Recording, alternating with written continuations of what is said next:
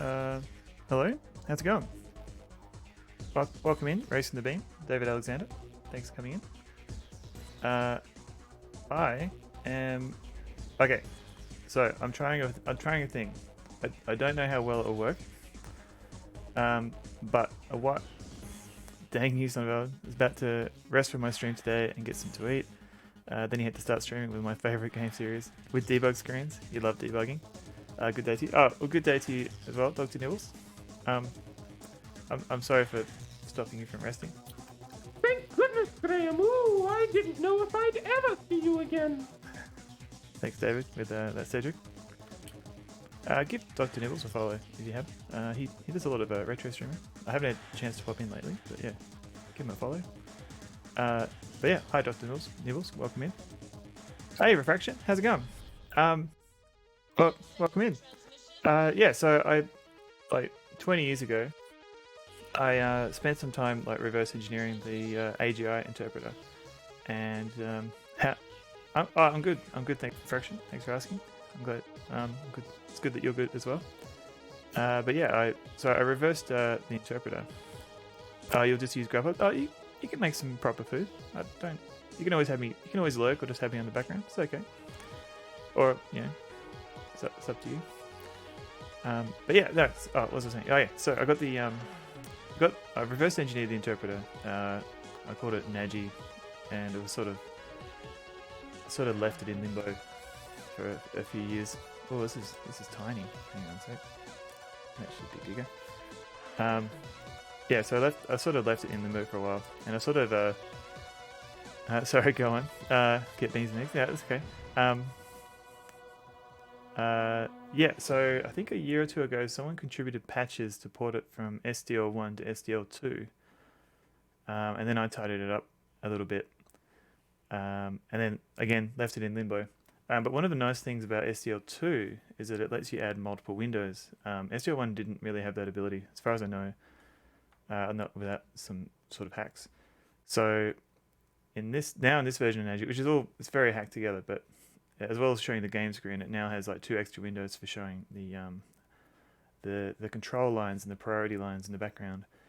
And there's a kind of a hacked together way of collecting all the commands and phrases that the game checks at that time as a kind of a handy list of all potential commands you can type in. So I'll show you what that means. Let me just.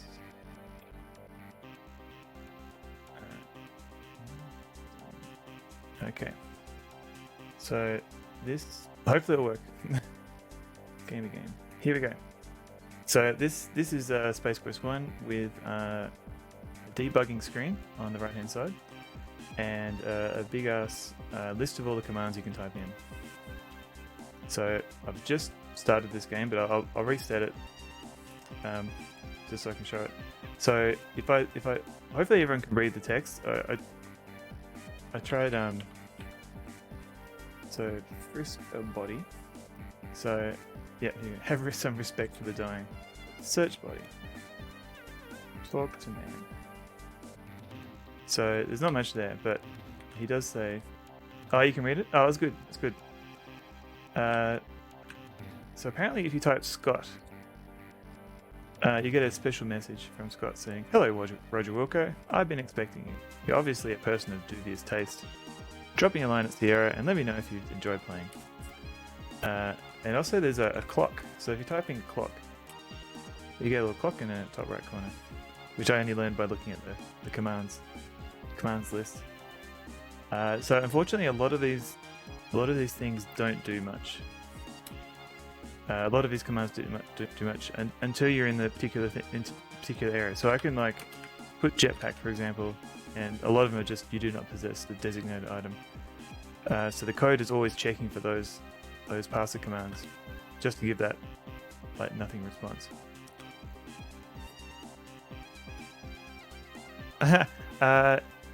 Can you program your own custom commands? Like if you type Sonovel, it'll say go check me out on Twitch.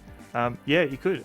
Maybe not in this mode, but there are definitely. I don't know if you're aware, but there are definitely tools called the original one was like AGI Studio, and then there's like Win AGI, and that lets you open up existing games and create new games.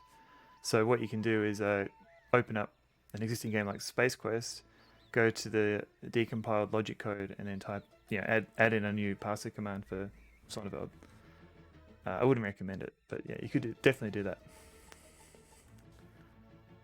Oh, apparently there's a jump command. Sorry, this game is in a no jumping zone. So what I'm going to do is I'm going to kill this and restart it so we can see what the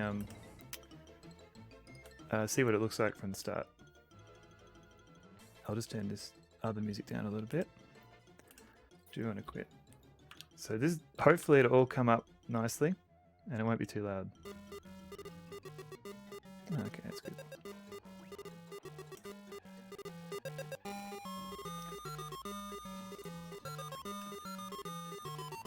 How's that sound for everybody? Is that okay?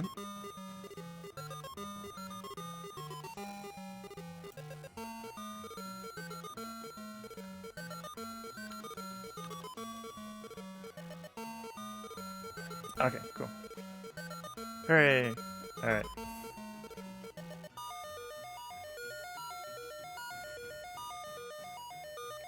Light years from Earth's solar system, the people of the galaxy Enon have been struggling to maintain the precious balance of life. The sun of Enon is slowly dying. The planets grow cold.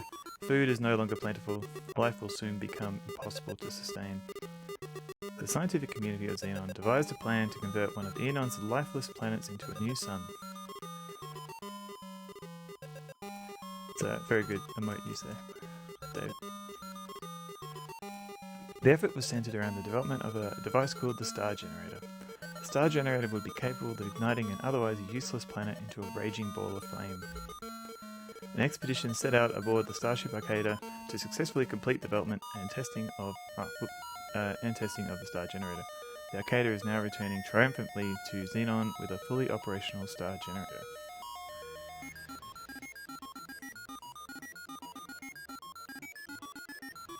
You serve as a member of the crew of the Arcada as a janitor. That's right, a janitor. And not a very good one. You would probably have been sacked and replaced were the Arcada not millions of kilometers from Xenon. As we join our story, you have just completed one of your famous on-shift naps in one of the janitorial storage closets. So I believe it loops at this point. Alright, welcome aboard. To log on as a crew member, please enter your name below. Up to 18 characters. Sonneveld.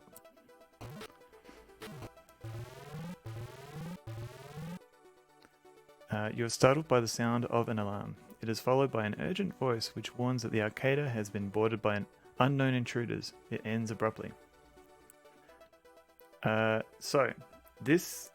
Because this is using like my code, I've found a couple of bugs. So for example, if I save the game and restore, some of the doors disappear. So I've only just noticed this one. So I don't know if it's like a new thing, but that's something to keep in mind as I save and restore. Just be patient. But you've just stumbled into a small, dark, and very cluttered utility closet. Many things fall, most of them landing on you. Doesn't say much for your cleaning prowess. So we can do look, and we'll get some commands at the bottom here. So one of the interesting ones is Scott, which I showed earlier. So hello, Sonneveld. I've been expecting you. And I think and you can do things like listen for footsteps, which I didn't know. There are no footsteps to hear now. You can look at alarm light. There is a red flashing alarm light here, which seems to be indicating that you had better get moving. But if you see any commands in there that you'd like me to try, as they appear, just let me know, and I'll give them a go.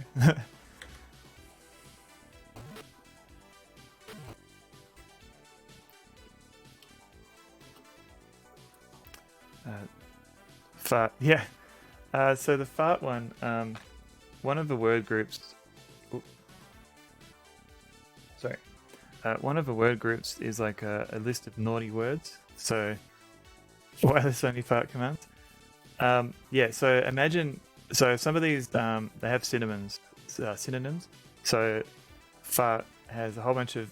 Imagine more adult words that can be replaced with fart. And so the game is essentially, if you type any of those commands, you just get a message from the game saying, "A mind is a terrible thing to waste." So it's just a catch-all for any swear words that you have. Yeah, and Scott, it just gives you a little hello from Scott himself, which is nice. So yeah, hello Sonova, I've been expecting you.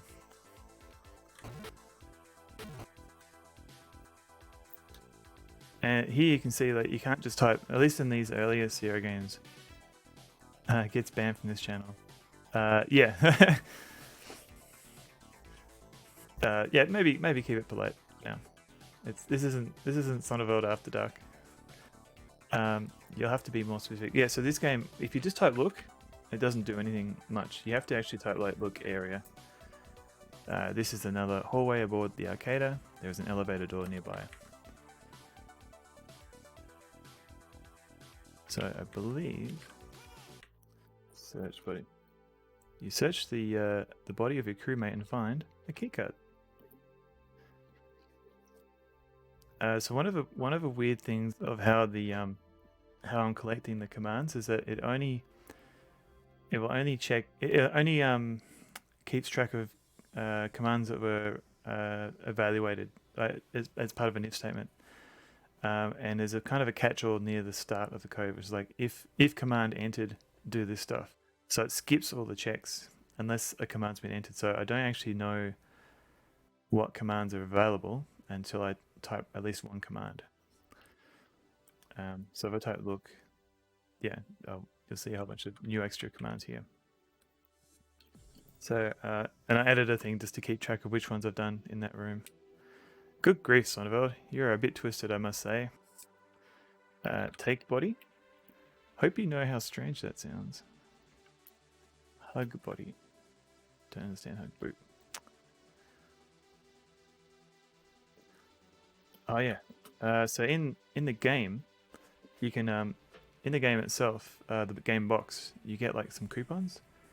But in the game, you can use those coupons for a discount later on. But the way to do that is just to like use coupon. But the game doesn't give you much hints about it. Like it doesn't appear in your inventory. You just sort of have to know that you have them. Like if I look in there, I've just got a key card.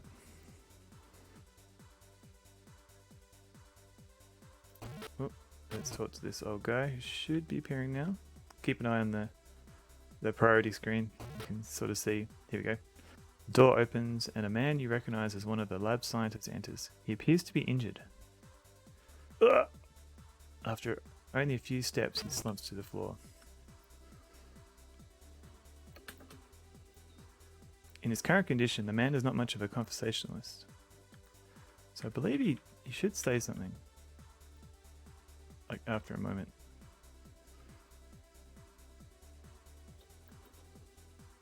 Ooh. A large laser hole has been burned in his uniform, through which you can see previously unexposed tissue.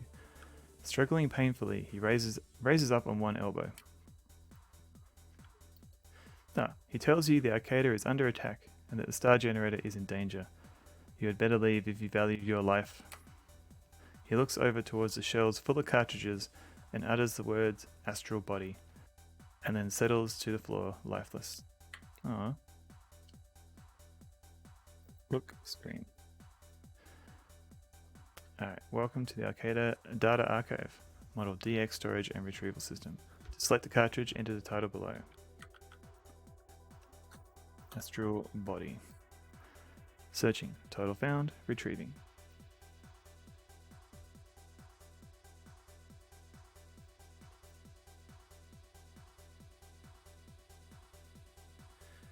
Take cartridge. Done. Oh, return cart. Can you do that? Now that you have it, you shouldn't be trying to get rid of it. That's interesting. I didn't know you could do that. Or try to do that. Push key. What does that do?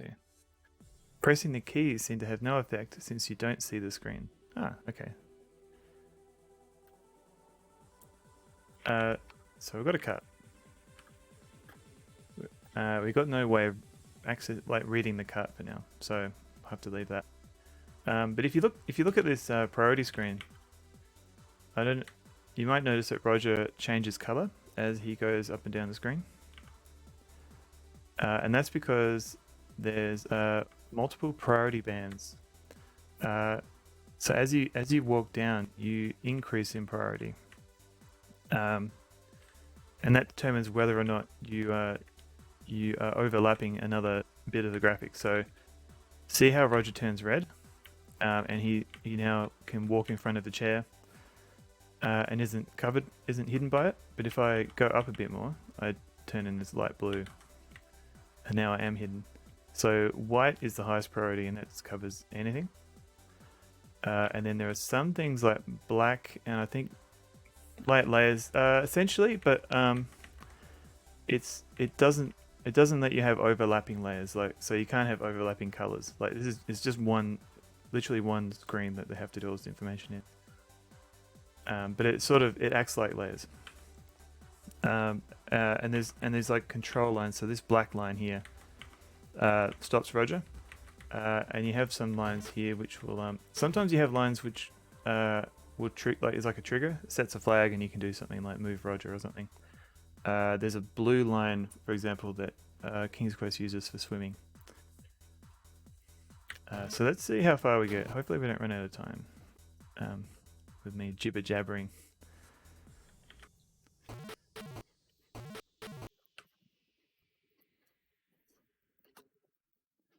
Too far away to get a good look. A cursory glance indicates that this is a dead lab technician.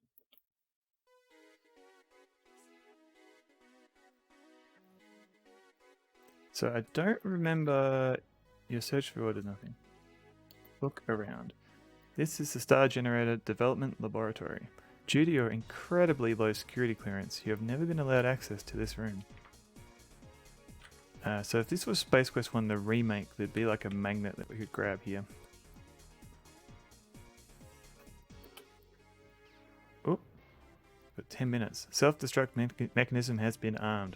Evacuate ship immediately. This is not a test. That is a very fast timer. Let's see how we go. Ooh. So does the game use that debug buffer for pixel wires collision detection? Yes. This is essentially that is the so basically there's a graphics buffer and it uses the first 4 bits for color and then the upper 4 bits for this priority screen. This is the only data it uses for collision detection with walls and things. With collision with enemies, like other characters, I don't think it does that. I think it just uses like collision boxes. But for walking around, it uses only that screen.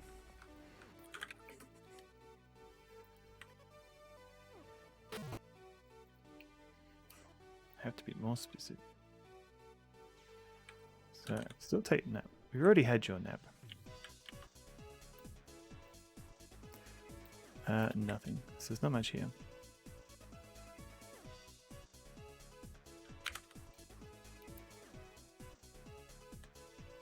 So we can look window. Looking through the window, you can see into the vehicle bay. So in the list, it calls it look port, which is interesting.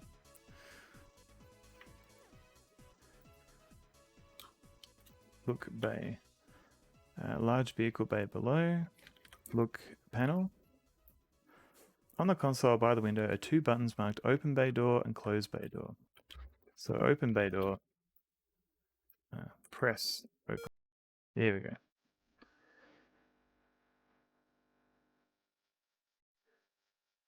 We can listen footsteps.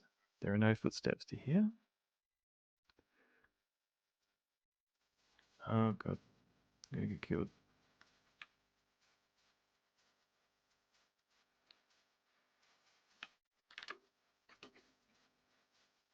Put card in the slot. Use card. You slide the key card into its slot.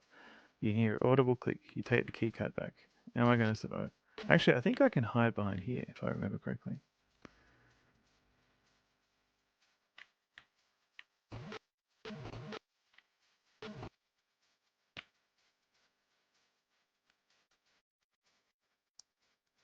So if we look here, there's now some new commands like press left button and press right button. And we're going to do take device, look cupboard, look closets, take gadget. And we'll just take suit.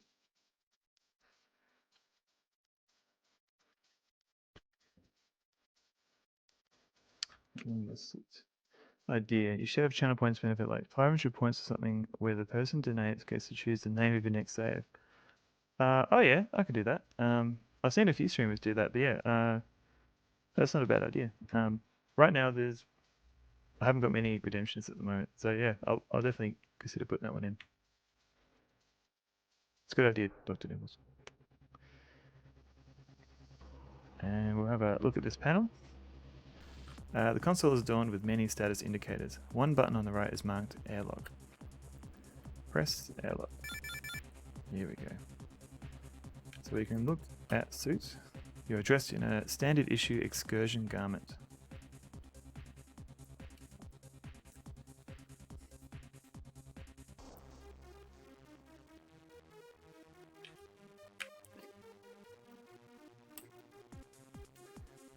Looking at the console, you see a button marked platform. There are also some gauges which don't interest you.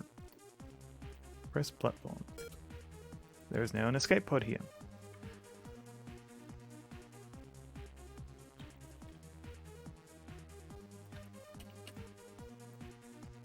And save again.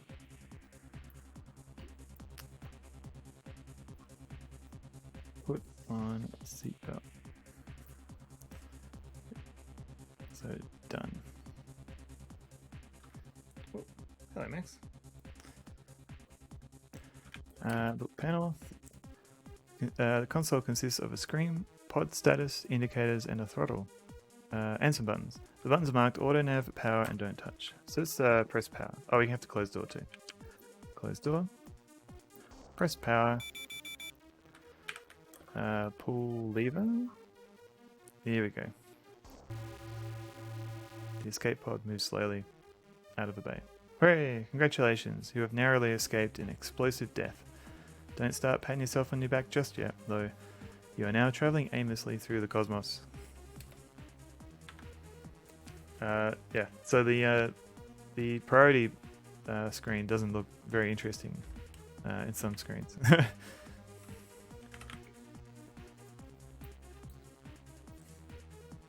But let's try the don't touch button. Push don't touch. It said don't touch. I warned you.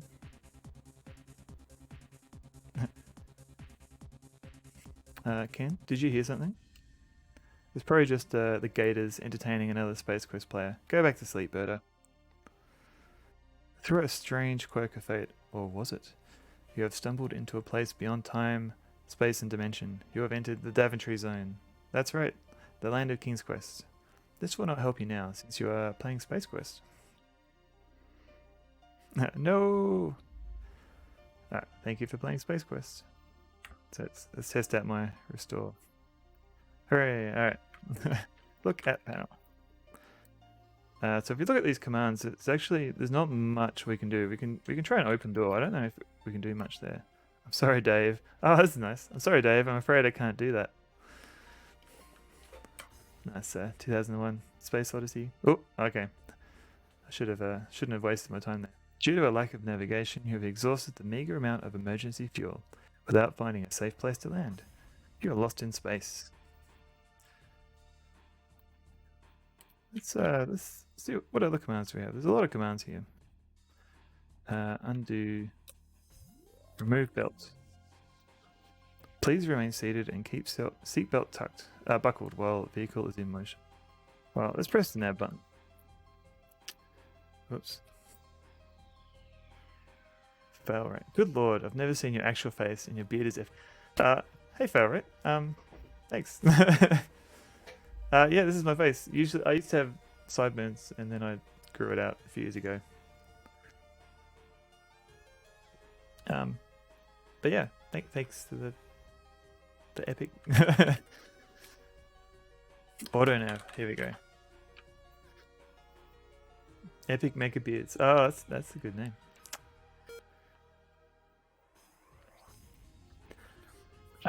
But alright. Since I think yes, considering you just joined, I've hacked together my old NAGI interpreter to add extra windows to show the debug screen, the priority screen in the background, and any commands that have been tested per room. I thought it might be neat just to show those extra debug screens.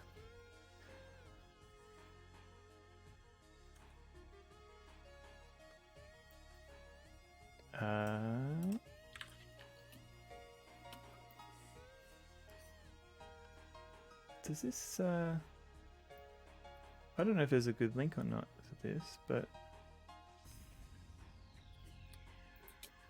so I used to have a website, debug screens that you're a jam and jelly. Oh, cool.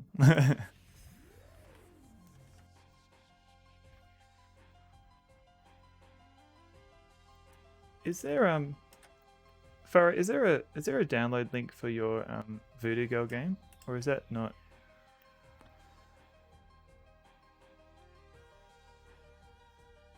Is there not a thing? I'm just trying to. Oh yeah. I thought I might try and link to it, but I don't know if I've got anything.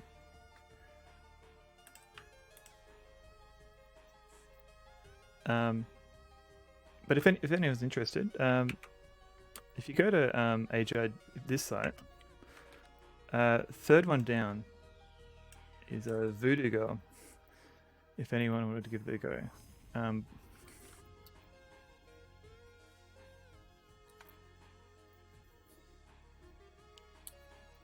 I think there's a download link there. Cause I just got my site going again. Tari Beerpong! Oh, welcome in. Hello yourself. Greetings yourself. But yeah, no, check out Voodoo Girl if you guys have a chance, because it's pretty cool. There's been a few good fan-made AGI games, and I think Voodoo Girl's one of them. I think development's kind of slowed. Fan development's slowed a bit lately, but there's a few good games in there too. But check out Voodoo Girl at least. Oh, okay. So the monitor flashes. Yeah. I thought. Yeah. It kind of. I think NAGI helped just that people had a tool that they could bundle with their games. It wasn't just a Sierra one. That was Windows based. But I don't know. I think kind of AGI development in general. Yeah, NAGI kind of worked a bit better. Although I've noticed a few bugs now that I've resurrected the code 20 years later. So I might have to tidy it up a bit. Sarian was, I mean, I guess there were we had different approaches. So I developed NAGI by reverse engineering the code, like actually manually decompiling it, whereas Sarian was they were treating it like a black box. So there are going to be a few differences. Playing Space Quest 1. Yeah. So this is the original Space Quest 1, but with debug screens. We'll see how we go. I thought it might be interesting to be able to see what's in the background, behind the scenes, as it were, in the game.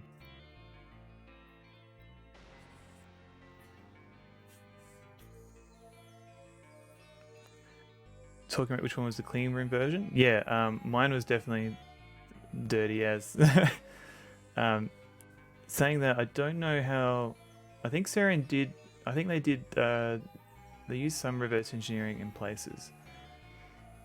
It wasn't. It was definitely cleaner, but as a result of that, it wasn't as compatible in places.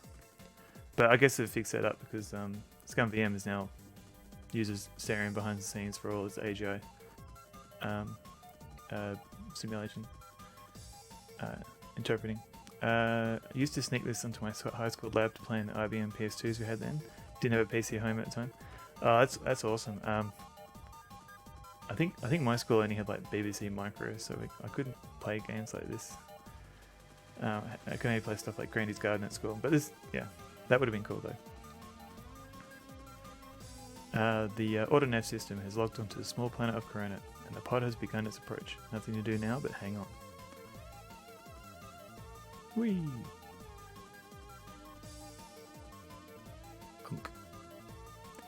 After the skull-jarring landing, you peer through the shattered viewing port out into the desert landscape. A feeling of utter desolation settles in. You're in a fine mess now, son of Eld. Fine mess. So if you look here, there's a few commands here. Oh, Ferret. Thanks for the follow. Much appreciated. I essentially try and stream twice a week. I haven't really got like a plan of what I'm doing, but mostly just be adventure games, I think.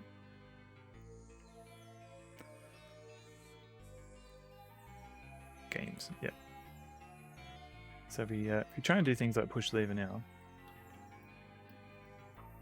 the throttle seems to be jammed. It won't budge. So if you do look around, you're inside the escape pod. It appears the more fragile devices were damaged severely by the impact of the landing. A survival kit has broken loose from someplace. Take kit. Done. We can do remove belt. We can interesting. We can still.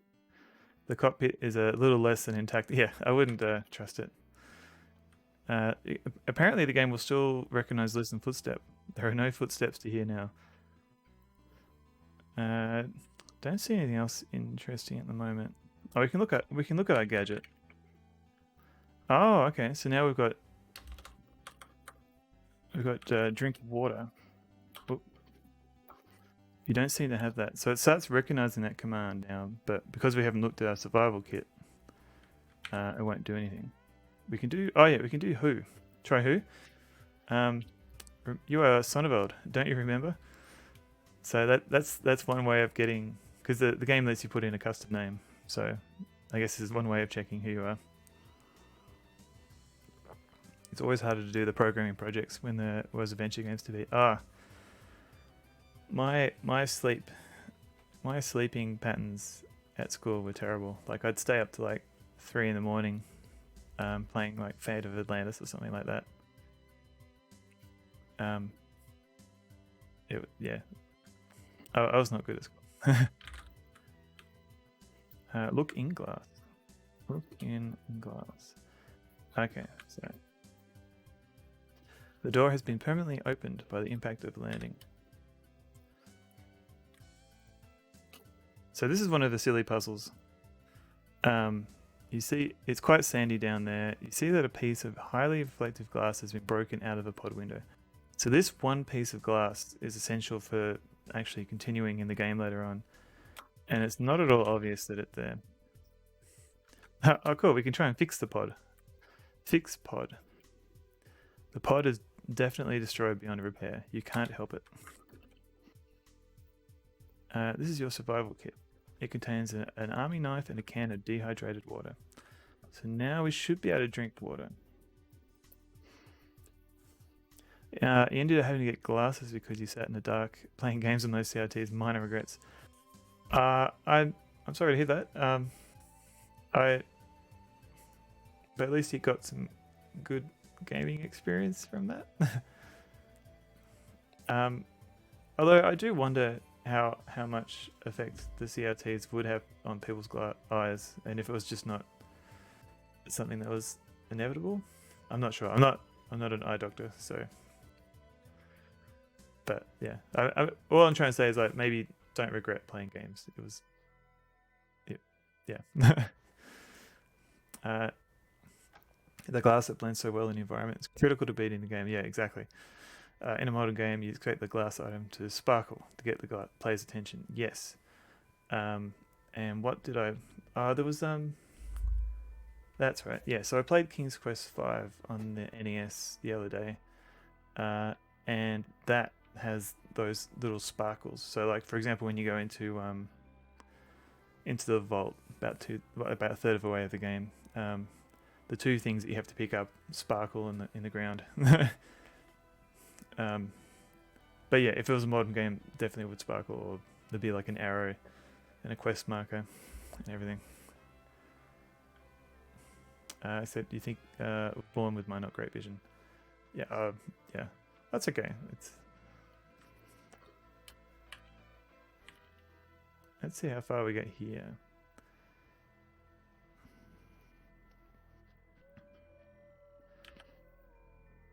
So I think it's here. Here we go. We can look in. If we do look, you can see we've got a whole bunch of commands, and it's actually not fitting in my it's not quite fitting in my screen. So you remember when some games started providing highlight outlines around interactables when tab was pressed? Really like that approach. Yes. Just something to avoid the all the painstaking pixel hunting, especially when you can easily miss one pixel in a corner. Apparently we can dig a hole. Why would you want to do that? You got a bone to bury? Yeah, look, pit. Here we go. Oh no. Burp. Whatever is in that hole, just enjoy lunch. On you. This should teach you to be cautious when encountering alien holes. Definitely a thing in Flash games. Some games it's going to be in supports. Yes, yeah. Definitely a more modern thing. And a lot of mobile games, like mobile ports of adventure games, did that as well. So this is the bug I was talking about earlier, where I don't know what happened, but the rendering, it stops rendering bits and pieces on restore. So the pod is still there. Believe me. Eden Wraith 17, thank you very much for the follow. Welcome in. We're just playing some Space Quest 1. Does the bottom screen does the bottom screen display every possible command in a given room which the game has a non-default response? Essentially, yes. So when it's a bit limited until you type a command. So basically, there's a series of if statements, like if said this, if said that, and every time the game goes through one of those, I keep track of those ones and put it in a list. So these ones, even though the non-default response might be you have to be more specific, but the game, there's actually code to handle that at that point. So I can do things like throw rock, and it won't do anything because I don't have a rock. So the game, you can actually type things that the game wasn't expecting you to type. I can snort dirt. You have some truly twisted ideas. You can take plants. You tear off a piece of the plant. So as far as I know, this plant is useless in this version of the game.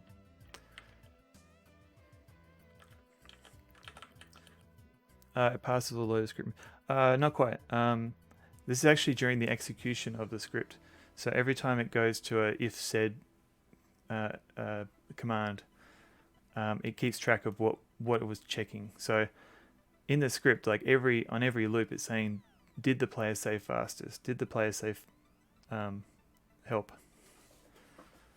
And I'm keeping track of those per room. Yeah, so this is all hacked into the AGI interpreter. I know they have perfect vision in Semester 4 and not so much after. You like having glasses? Oh, that's okay. That's good. Astigmatism, unfortunately. I don't mind. I know I have very good vision for color and tiny details with focus. Okay, that's good. You never did try snorting dirt. Eating the plant could be used if you got... I have. Oh. So if you look at plant, this is a plant which you are not familiar. So you can try eating plant. You plant your teeth into the strange plant and take a large bite, only to find it tastes exquisitely bad. If you had your choice, you would choose any form of death over a meal of this. Alright.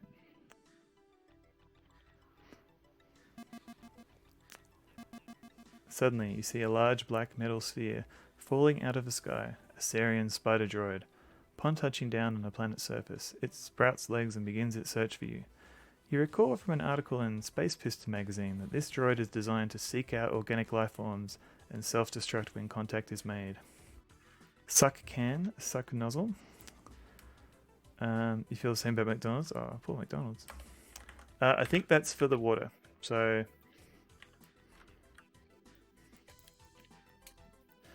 you place your lips to the nozzle and draw. A fluid, not a very reasonable facsimile of water, is released slowly. While tasting slightly terrible, it quenches your thirst, at least for the time being.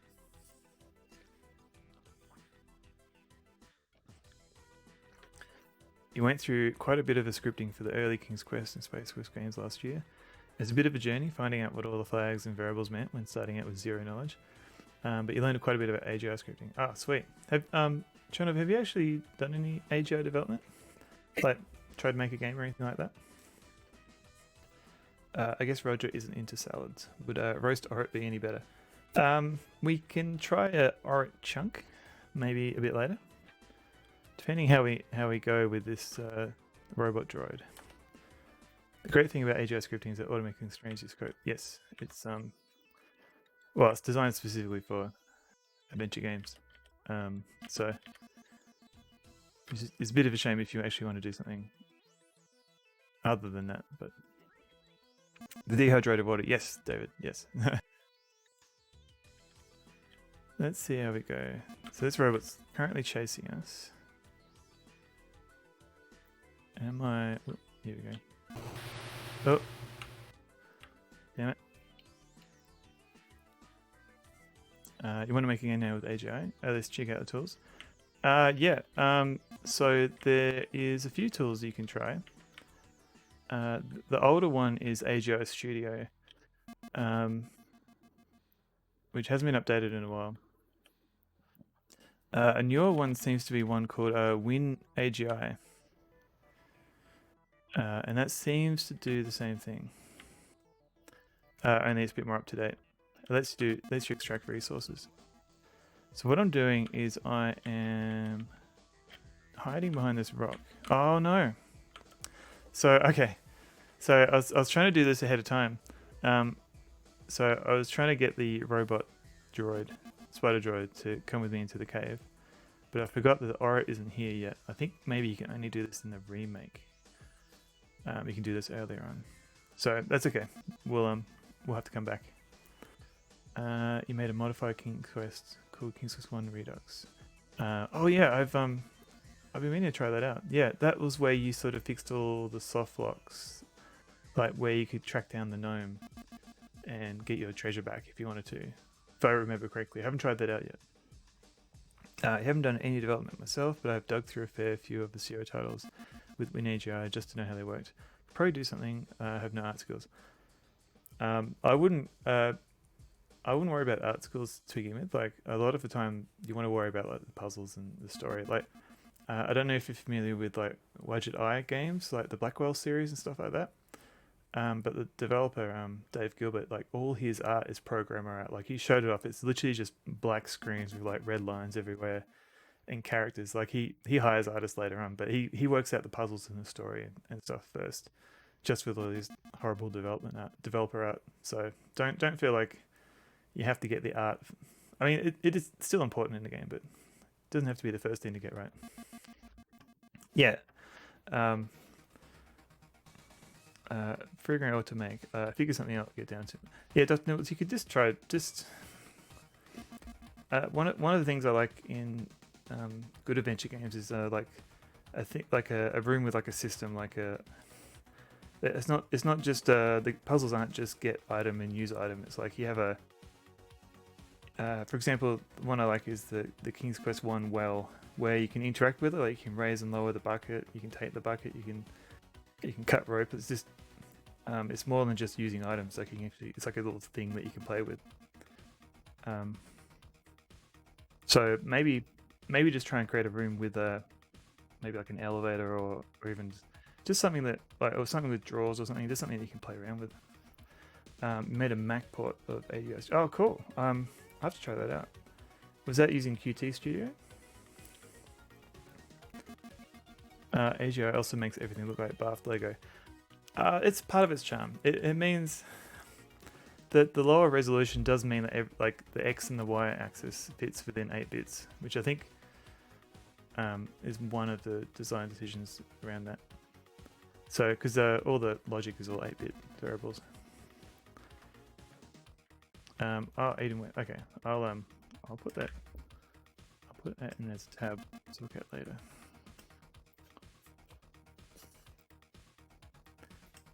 Oh, now I see. Yeah. So it's okay. It's okay if you can't do art because yeah, AGI does look like a whole bunch of Legos. Click Teams tools. Oh yeah.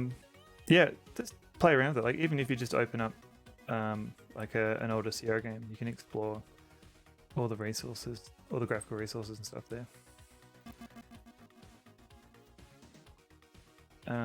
Big colored rectangles are placeholders, yeah.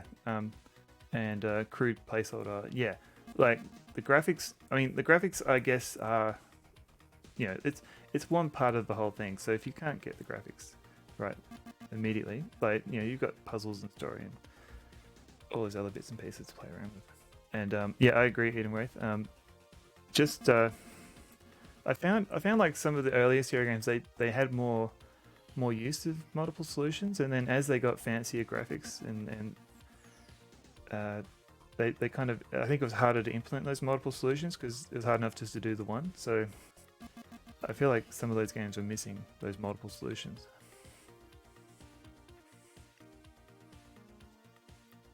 Oh, AGI Studio based off the Qt one. Okay, wasn't super complicated to port it to the Mac. Okay, I'll have to try it out because I've got a Mac somewhere. Is there anyone seriously into modding old adventure games for better UI? Maybe not modding the original games. Are you aware of like stuff like the King's Quest 4 Retold? It was a remake where they took the original graphics from King's Quest 4 and essentially shoved it into AGS and added mouse controls. So it essentially plays like the original game but without parser controls, parser commands. So that was a nice kind of respectful way of updating the game. Yeah, I also like the parser system. You don't play many adventure games? What? No, that's fair.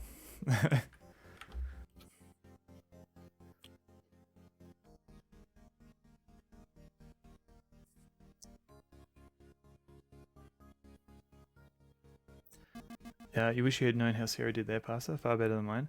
Honestly, the Sierra one isn't that complicated. I guess the main complication is the tree sort of data format they use for keeping track, for looking at words.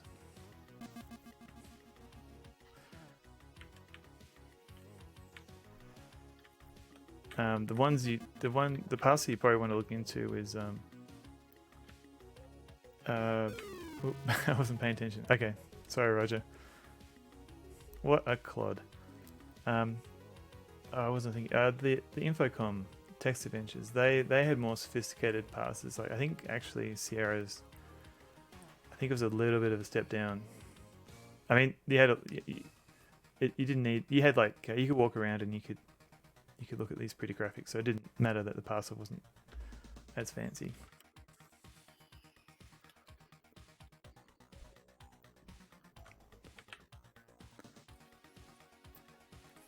I wish there was a adventure game interaction engine that used a dasher interface. What is a dasher interface? That I'm not sure what that means. And Sierra used dictionary system. So the Infocom ones, if I remember correctly, or maybe I'm confusing it with the Inform, but it had context, so you could say something like look at the object, and then you could type take it, and it would remember from the context of your previous command that you were talking about the object. As far as I know, Sierra doesn't do stuff like that. So we found a hidden tunnel.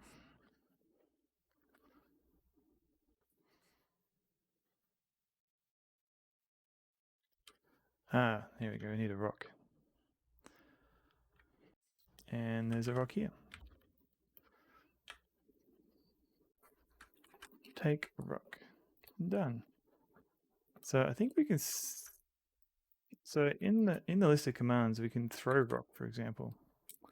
Silly human. That would not be helpful.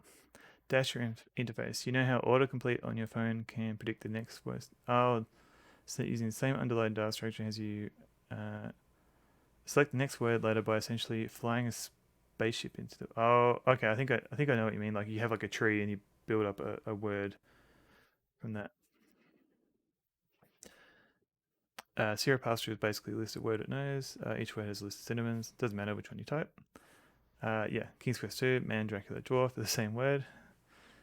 Kill Dwarf is still valid. The scripting basically boils down to, yeah, word A plus word B do this. Yep, exactly. Yeah, so in this list of commands that I have down here, basically I just narrowed it down by the first shortest word in those word groups. So as well as, yeah, which is why I've got things like fart instead of all the nastier swear words that the game also understands.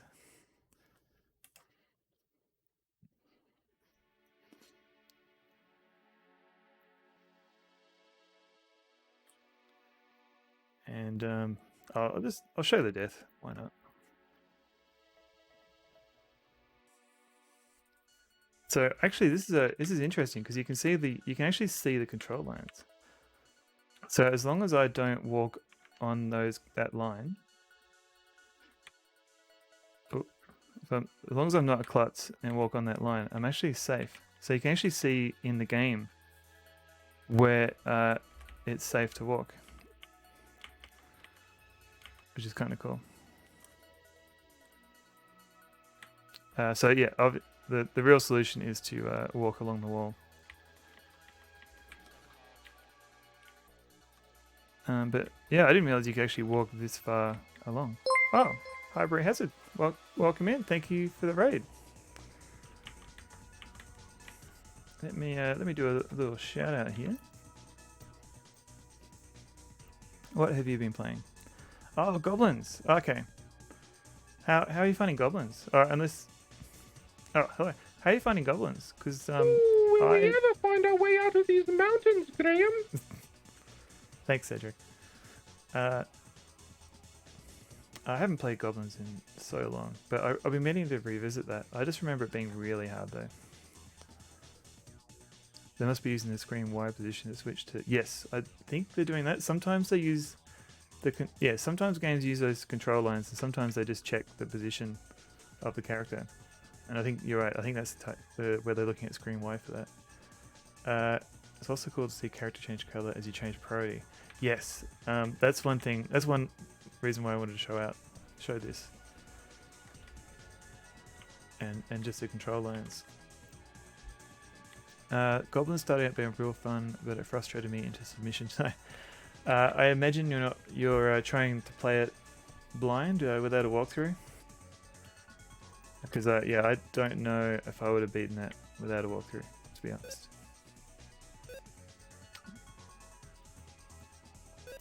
There's a lot going on in the background of this screen here.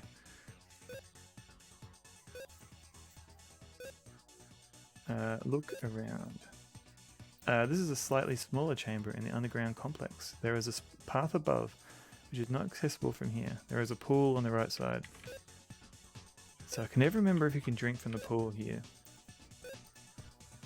You gaze intently at the purplish pool of liquid, the first real sign of moisture on the planet. The pool seems to have no bottom. The gentle dripping has a soothing effect on your frazzled nerves. So let's have a look. We've got look liquid, look drip, get fluid.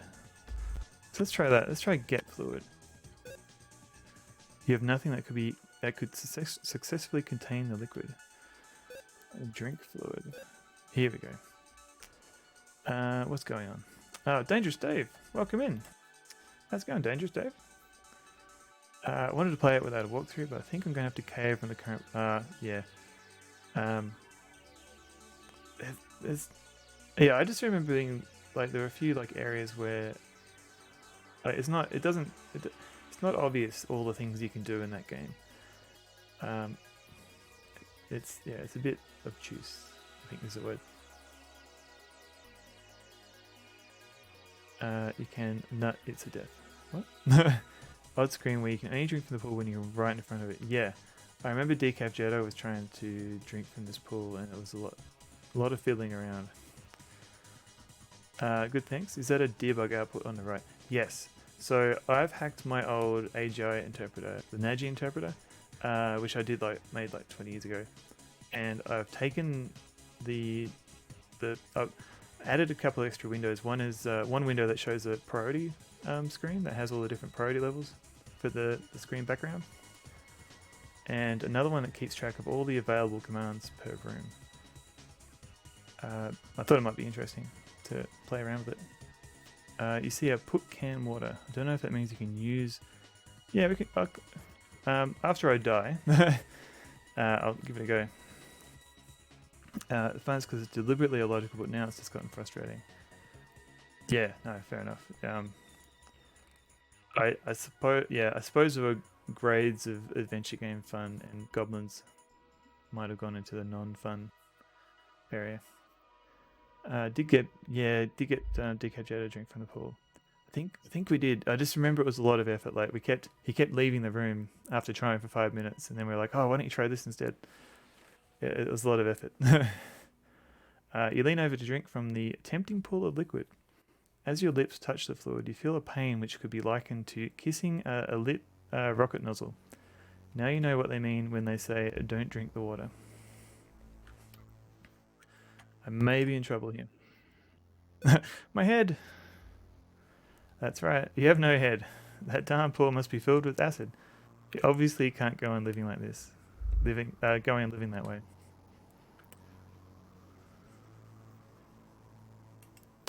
Sorry for that. I may be dead. You love the debugging. Have you done this to any other CR games? No, this is the first time. So normally I stream on Saturdays, but I decided to stream today, so I'd have some time yesterday to try and hack this together. So I did this yesterday to see if it would work. And yeah, I don't know if there's much worth to having half the screen taken up by words. But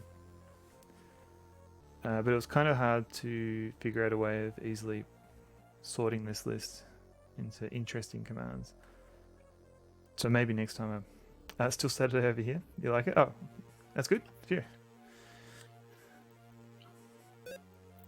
So what did David say? Put can water. That might be throw can water. Silly human, that would not be helpful. Alright.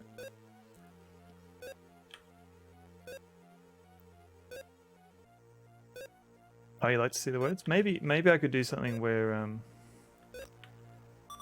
I scroll the words or something like that. So if we look here, there should be maybe a... Oh yeah, so there's a few things. So we've got like place glass beam, place glass light, block beam glass, block light glass, put glass beam. There's a lot of glass commands here. Look box. There are two metal units which appear to be emitting beams of energy. Okay, so hold glass. Say what? Nope. Put glass beam. You have quite cleverly turned the beam upon itself, frying it into inoperability. Sweet.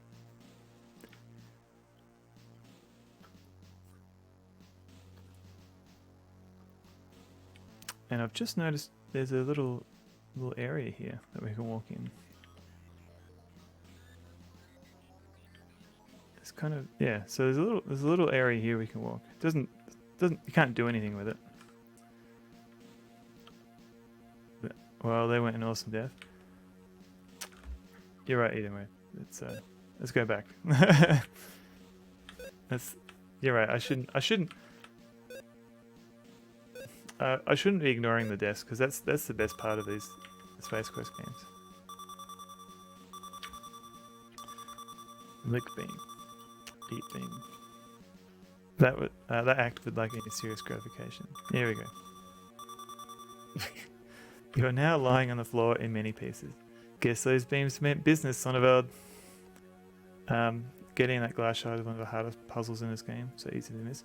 Yeah, yeah, you're right. I was actually pointing that out when we got out of the escape pod, that it's not obvious at all that there's a piece of glass there. I think in the remake, the piece of glass shard will actually flash a little bit in the sunlight, so it makes it a bit easier to see. Because I actually played the remake before I played the original, so I guess that kind of helped.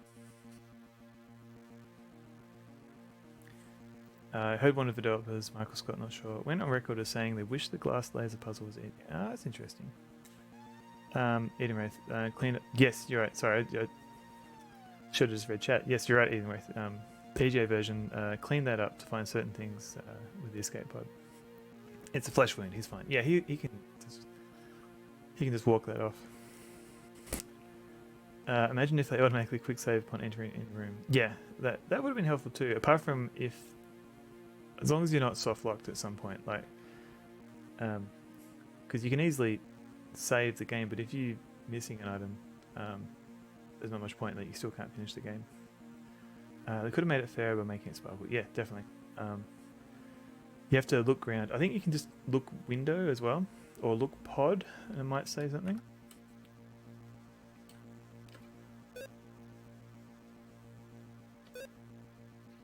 And yeah, I guess that's one thing to keep in mind. Like, it's all good in hindsight, but I guess people like Sierra was still figuring out how to make, these sort of 3D graphical adventures. And Roberta Williams considered things like soft locks as just like part of the difficulty.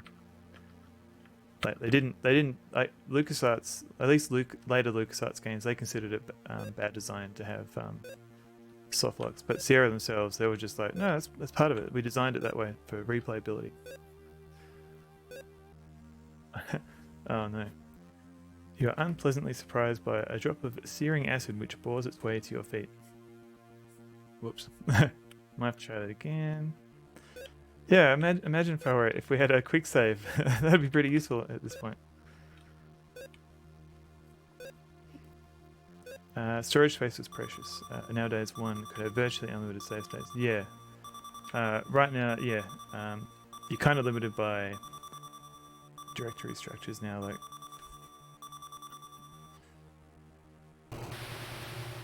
Sierra, you should lose hair as a penalty. Yeah, I want to keep my hair as long as I can. You can make a save state per frame that you want. Yeah, you could. Well, some emulators do that if you want to do like reverse time and things like that. Alright, now I'll save.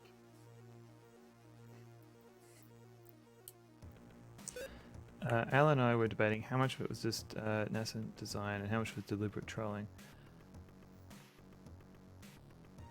I think some of the deaths, I mean, some of them you have to go out of your way, like, but I guess also there is a little bit of trolling. Like, you can look in holes and things like that, and it's just a random death, and there's no way to know other than just to experiment.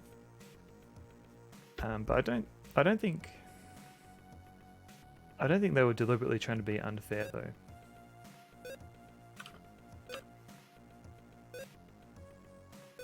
I wouldn't be surprised. Oh, hang on. I'll get past this acid. Alright, done. I wouldn't be surprised if some of the earlier games were due to just bad game design, not knowing better. Yeah, I think it's, yeah, it was all a learning process. Like Sierra were just they release some games and then they get fan feedback and they get, as they get more experience with their tooling, Like I guess right now they're still figuring out like exactly what they could do with the AGI interpreter, for example. So, whoops, hang on, what's going on here? As soon as you enter the room, you find yourself surrounded by darkness. Suddenly, you become aware of the fact that you cannot move or speak. A strange, unknown force has taken over. Now, did I remember to turn on my gadget? A massive holographic image appears before you. You sense that you are the only life form in the area. Nope, I forgot. Boop, boop, boop. Alright, let's go back. Let's look at chat. Some of the deaths are definitely trolling. They try to make it entertaining by giving you a text animation. Great gag, yeah. So to me, part of the fun was discovering all the deaths. Oh, definitely, especially for Space Quest. I think they had the most fun deaths. People had more patience back for games that take weeks to beat. Yeah, like you play for a bit and come back and maybe talk it over with friends, or even play with friends. The feedback loop from fans was measured in months, years. Yeah. Is that gibberish or just substitution cipher? I think it's gibberish. We can. I don't know if there's a good way. We can have a look.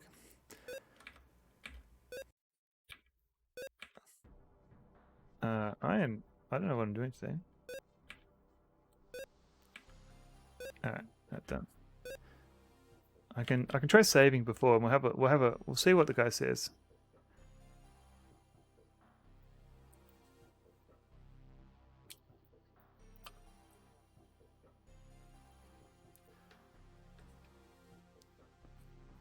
As you enter the room, okay.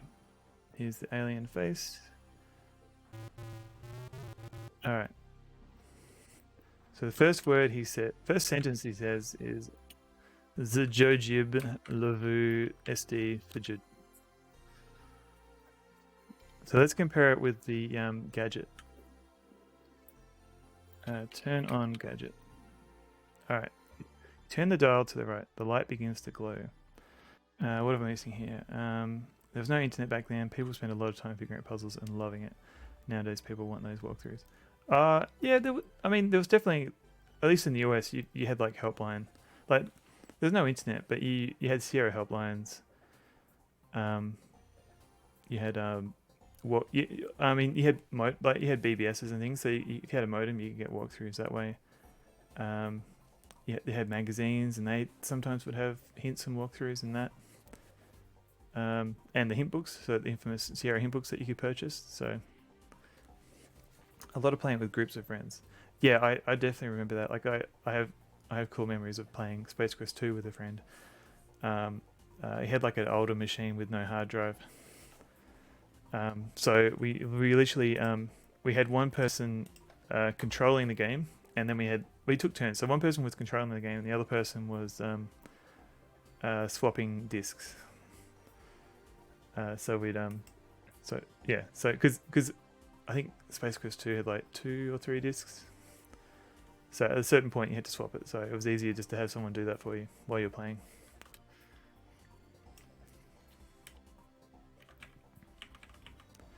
So now let's see what this guy says. Eventually someone figures out the sticker plunger to avoid death. I will admit there are some Sierra games where I've had to use walkthroughs, but Space Quest 2 I actually managed to figure out that plunger one. It's kind of weird, like some puzzles people get completely stuck on, and I'm like, oh yeah, no, I figured that one out fine. And then there are other ones where it's the reverse, and I was like, it's obvious to someone else, and I have to use a walkthrough. Alright, so what's this guy saying now? So you have found your way to my hallowed chamber. So that doesn't look like it's a cipher. In fact, it looks like a completely separate sentence with a question mark.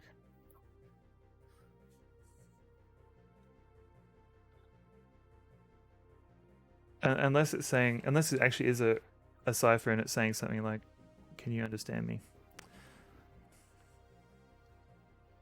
You hate it when that happens, Dr. Nibbles? Yeah, it's a common problem having to stick plunges on walls to avoid death.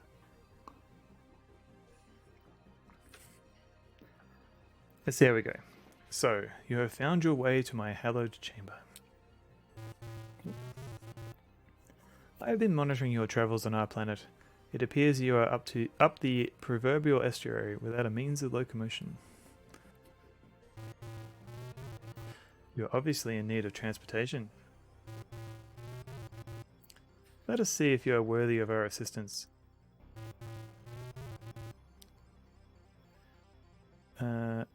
On the surface lives a beast called Orat. He proves to be a bit of an annoyance on occasion. Dispose of him and bring back evidence of your conquest. Only then will I deal with your plight. Good luck, strange one. Sweet. I love all the colors here in the priority lines.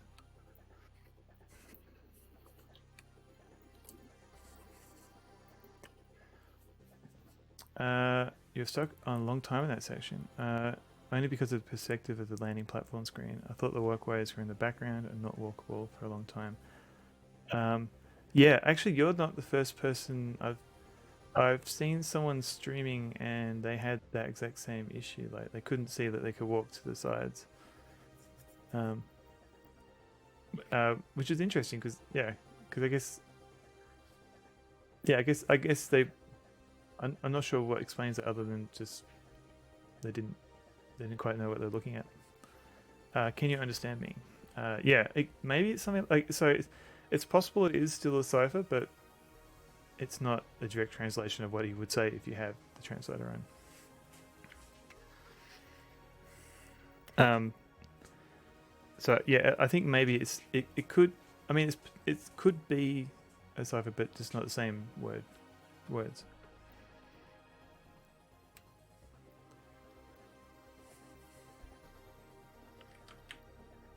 Problem is exasperated by the fact there is a walkway in the foreground. Yes. This spider guy. So we read that before. Hopefully this bridge stands up.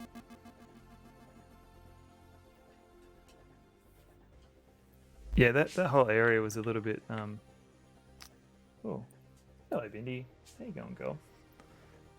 So this is Bindi. She's just hanging out. Hello.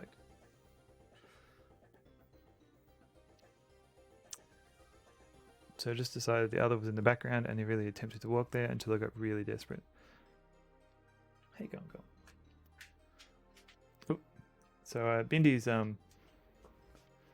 like 15 going on 16. So she's a little bit older, a little bit wiser. But can get a little bit grumpy. Yeah, greyhounds. So I've actually got we've got 3 greyhounds at home at the moment. So we've got Pilot, who sadly passed on. Whoop. We've got Pilot. We've got we've got Bindi, we've got Maxi, and we've got Dee Dee. You be grumpy with old dog hips? Yeah, I know. She's on medication. We try our best. Hello, Bindi.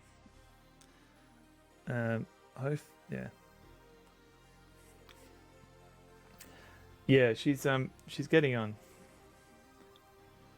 I mean, she still has fun. Like she's like we catch her like doing little zoomies in the backyard. But if you're not familiar with greyhounds, they don't do a lot. Like yes they can be raced, and they're very fast, but like 90% of the time they catch potatoes, and they just sleep all day. But yeah, that was Bindi.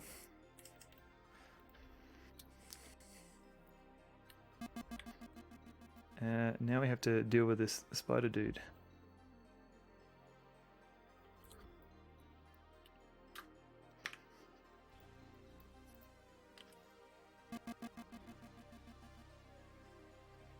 I'm stuck. Oh. They're saving up their energy for running, like cheaters. Yes.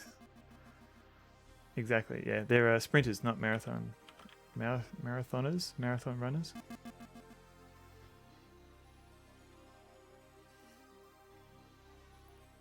So hopefully the spider guy is still following me.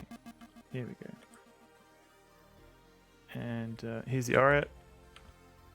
So if I hide behind here, here we go. Kabloom. The cave interior now features a lovely new jagged metal liberated on entrails motif. The stench? Phew! Not even an all-text adventure would attempt that description. Nice. Greyhounds can get zoomies if they are chasing rabbits. Yes. Yeah, we've or even rabbits or kangaroos or any animal. You have friends with several greyhounds. Occasionally, dumb rabbits will come in the backyard. Yeah. It is a problem. It essentially means that when we take our greyhounds walking, they can't be off lead. Just because they're sight driven, they'll chase anything that they see moving. You reach down and take the Auret part in your hand. Some of it oozes to fill the space between your fingers, so I believe you can try and eat the part. You raise the Auret part to your mouth and attempt to feast on it. Unfortunately for you, it is composed mainly of bone. The small amount of flesh still clinging to the bone is incredibly rancid in flavour. You wisely give up on this idea. My dog just eats dukes. She ignores the gophers. What is a duke? She eats them too. Okay. Oh, you just knew about throwing the dehydrated water at it. Oh, right. Okay. Yeah. So, this is part of the whole multiple solution thing. So you can kill the Auret two ways, and you can kill the spider droid two ways too. This just kills two birds with one stone.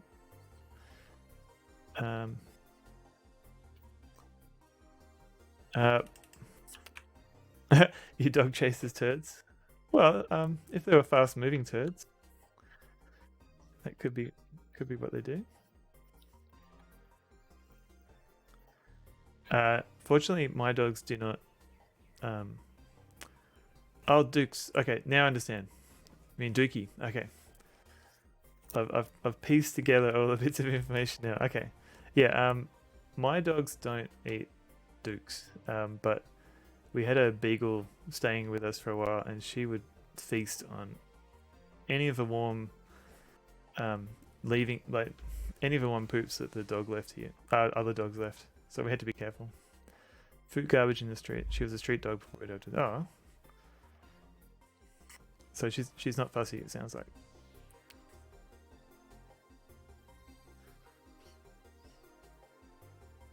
BRB stream is lagging a bit on my end. Oh, I don't think I'm dropping any frames. Yeah, I don't think I'm dropping any frames on my end.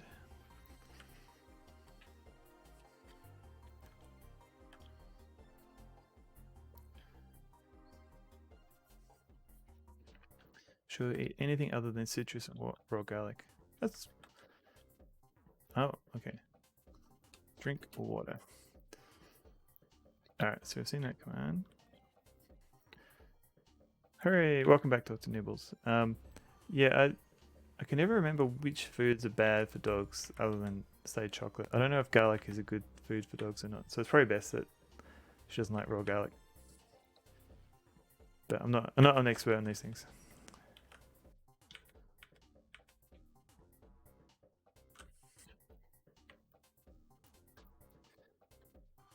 I don't know if anyone notices this, but there's like a missing, it seems to be like a missing line in the priority screen here.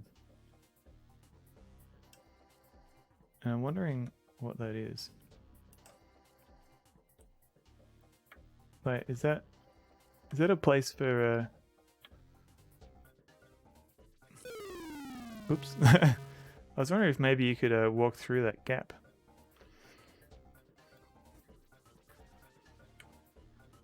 But I don't think so.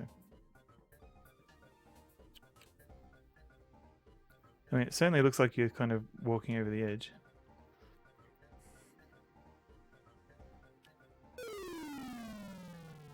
If it were a bit wider, yeah. I wonder why they did it that way. Because I know King's Quest 1 has a few spots where you can walk through a gap. Yeah, I think you're right.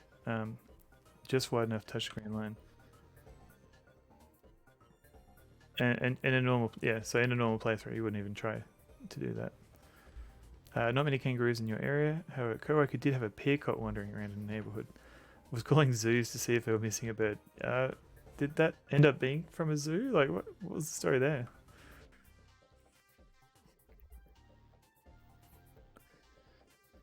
Or did someone just have a pet peacock?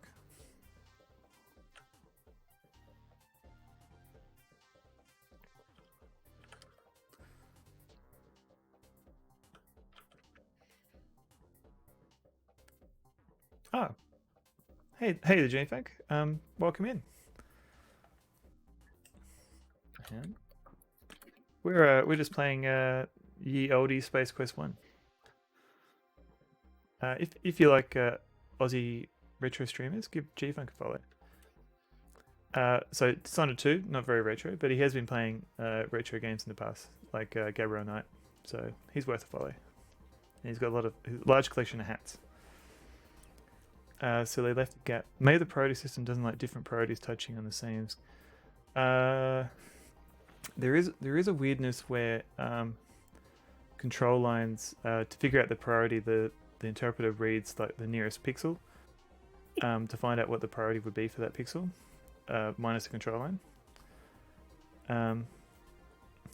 Yeah, I'm not sure what the reasoning would be. But that's a good point. Maybe it's something to do with that. Glad you can make it. Yeah, I'm glad you're here. Definitely 50-50 ratio. Yeah. But yeah, Dishonored 2, maybe not quite ratio yet. We're up to the latest game.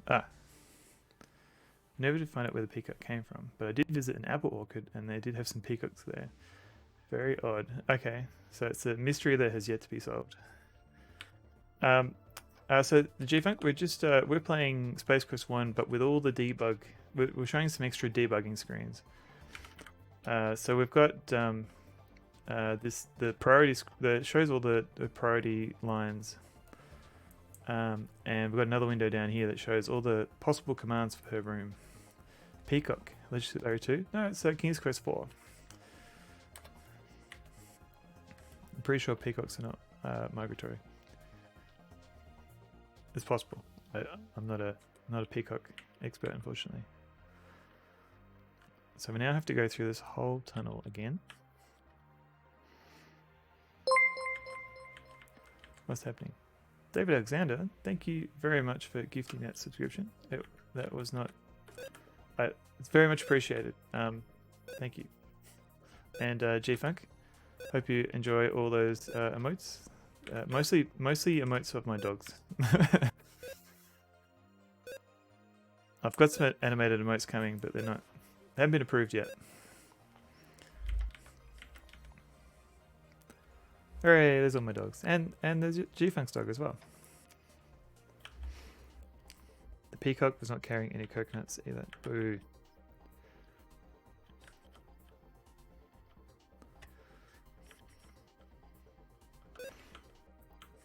So I learned my lesson. I'm going to save my game again.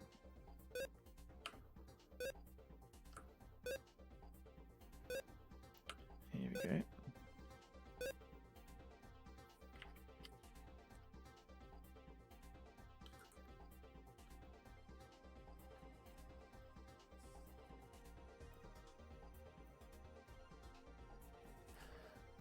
Again, the massive holographic image appears before you.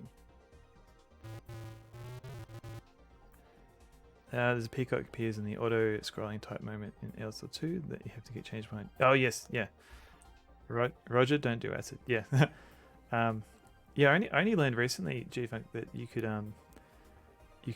not like once you've done that area once, like if you're sick of waiting for Larry to walk through everything, you can actually type like leave area and he'll leave it quicker. So if you don't want to go through that whole cutscene every time, I might try it. If I ever actually play Legislative Area 2 on this stream, I'll do that. Incidentally, the floppy disk emote is actually Legislative Area 2 Disk 2. Find it interesting that on the right side, only part of the hologram is purple. Do you mean in the? Oh, in the control. Yeah, I think some of that is just from the view, from the sprite itself. I'm not sure what they were. Yeah, I'm not sure what the intention there was. There's much more to you than meets the eye.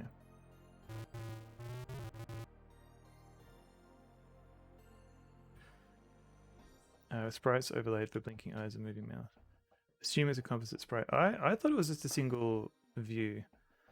But I haven't looked into the sprite resources for that. Drop before me your proof of Oret's defeat for my inspection. Alright, drop part.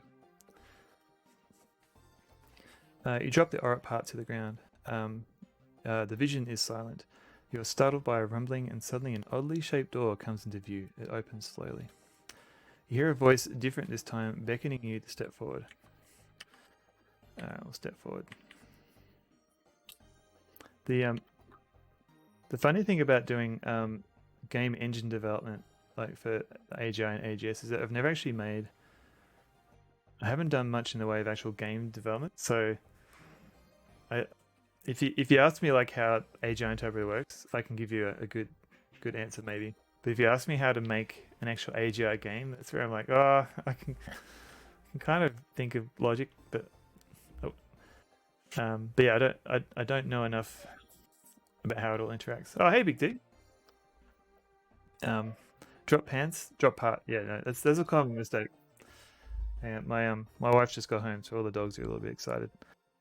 Sonneveld at 9.9. I'm not sure what a 9.9 is, but I assume it's a good thing. But give Big D a follow if you're into retro gamers. He's a good dude. Oh, 99 followers. Oh, right. Drop pants and drop part. Oh, I think. Oh. Yep. Oh, hang on. Let me just. I'll be right back. I'm just got to close the door. I think everyone's just come home. All right. Game. Okay.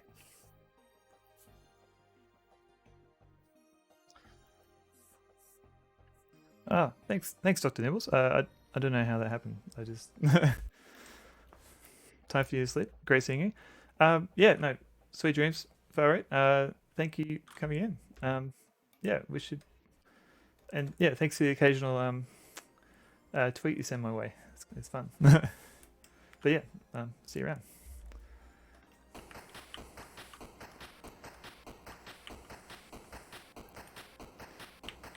What's going on? Please don't be alarmed. We intend no harm. We are a peaceful race. We are cautious, however. Others don't share our way of life. Welcome to Corona.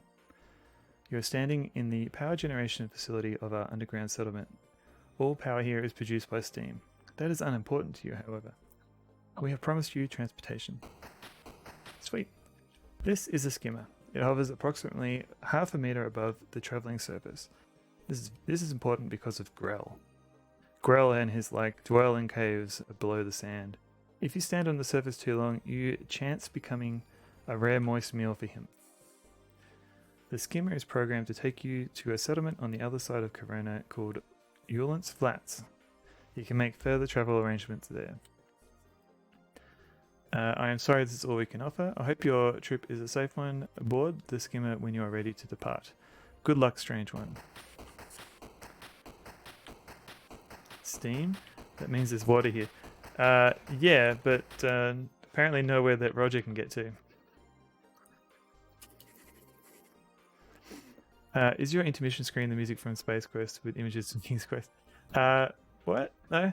It's actually yes, it's music from Space Quest 4, the copy protection screen. But it's not just King's Quest. There are Space Quest scenes in there as well.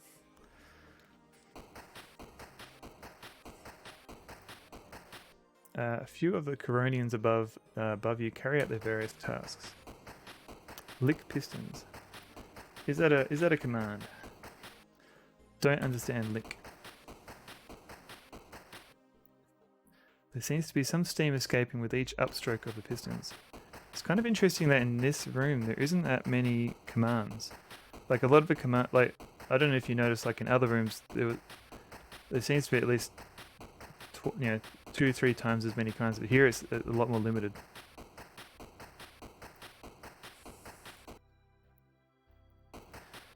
Put cart.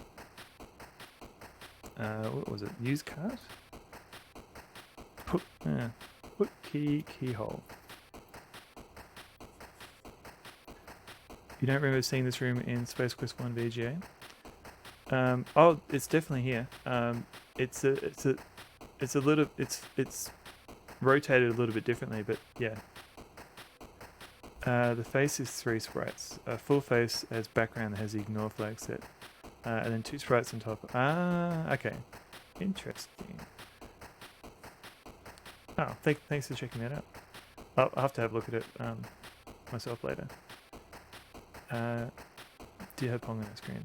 It's been a while since I played it. Yeah, it's essentially in Space Quest, the remake, it's rotated counterclockwise a little bit, but so just clockwise. So I'm just looking at these commands to see if there's anything I haven't tried before. Put card in slot. You can follow me to the land of Serenia. Oh, thanks, Cedric. Here we go. Here's all the commands. Use cartridge. Look screen. Look panel. The console consists of a monitor and a cartridge slot. Okay, put cart in slot. There we go. The cartridge snaps neatly into the slot and the screen comes alive. Whoever shall read this, my name is Dr. Bohall. He seems like a nice guy. I am a scientist with the Star Generator project aboard the Star Lab Arcada. We have just successfully completed development and testing of the Star Generator. During this time, I have come to believe that our progress has been monitored by others. I fear that the Sarians may have learned of our mission. If my fears prove true, the Star Generator and the people of our universe are in serious jeopardy. The Star Generator is a miraculous device. Used as intended, it will help preserve life for eons to come. Used as a device for evil, it could cause the destruction of millions of lives and enslave all who oppose the Sarians. Encoded within this cartridge are all the plans and specifications for the construction of the Star Generator. Should any disaster befall the Star Generator project, scientists will be able to create a duplicate of the Star Generator with this information. Please guard this with your life. Return it to the Xenon ruling body as quickly as possible. Important note. The Star Generator is capable of self-destruction. This was introduced to the system as a precaution. To activate it, one must enter the code 6858. Let's write that. Let's put that in our copybooks right now. 6858. A 5-minute timer will begin to count down. A 5-minute timer. Beware, anyone within 5 kilometers of the Star Generator will be in danger once the timer has been initiated. Please be careful and good luck. Stream explodes. Cedric would be excellent copy protection. He appears if the game detects you're using a cracked copy. Yeah, he just becomes more and more useless as you play the game.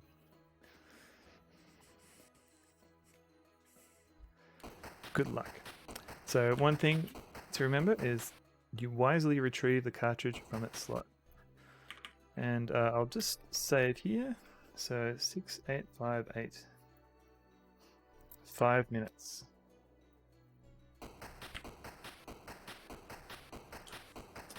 Get in bike.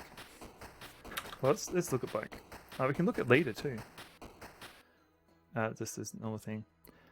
That generator should have had a remote disable function. Yes, I agree. I suppose if they did it properly with like some sort of public key infrastructure, maybe they lost all their copies of the keys when their ship exploded. It's a bit of an unfair softlock. If you don't get this information, you will be stuck way later. Yes, although if you've played the remake, if you explore the Sarian ship, you can actually find, I didn't know this until recently, you can find a screen within that ship and you can use the cartridge there. So if you do forget to check the cartridge here, you can check it later on just to get that code. So they're a bit fairer to the player in that regard. Get in pod. Get in ship. Get in bike. Here we go. Look like. As described, it is a sand skimmer and it looks like it has skimmed quite a bit of sand in its time. On it is a panel which has a small readout, currently dark, and a keyhole with a key in it. Turn key. You turn the key and suddenly the jet turbines begin to whir. The skimmer begins to shake beneath you as its platform slowly moves into the launch tube. You can't help but wonder what you've gotten yourself into this time. Yeah, the screen in Delta. Yeah, I only recently learned about it. Oh, hey, it's Christmas. Welcome in. How's it going? We're just playing Space Quest 1, but with debug screens. I think most first-time players would just get on the skimmer and leave, since nothing really prompts you to the console. Yeah. I suppose. Yeah, I think it might be something later. Well, even then, yeah, you're holding onto this cart the whole time. You might be wondering, how can I read this cartridge? And you might remember seeing that screen, but yeah, it's not entirely obvious. The brutality of Osio games, although I would have been quite upset not being able to find answers to the puzzles. Yeah. Harry's Christmas is good. That's good. Alright, so this is an arcade sequence which hopefully I can get past. As you nervously hang on, the skimmer rises slowly to the surface of the planet via a secret passage. Whee!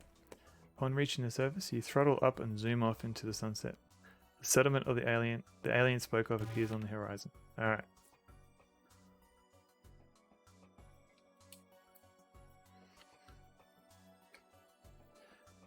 Does the debug screen show you all the available options? Yes, eventually. So the way it works is that every time there's an if statement, that there's a said expression that you can call, like, if player said this, and then it goes into the if statement. So anytime there's a said check, I keep track of it for that room. It's just sometimes the game logic will just say, has a player said anything? And if it's no, then it doesn't go through all the said checks. So it's not until I've actually typed in look or something that you'll get the full list of commands. So you'll see when I type in something. Time for save scum? Yes. And probably also time for turning the speed down a little bit.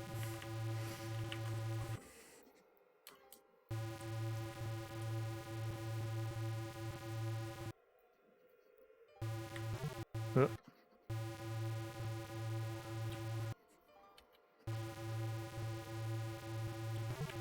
Oh. Ah. The speed, yeah.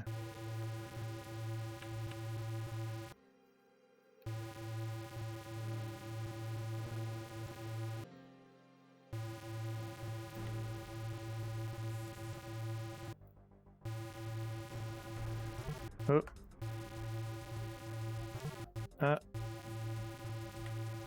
Oh man. Okay, what's going on? So this bit can be annoying. I think during the Space Quest Olympics you have to do this without getting killed.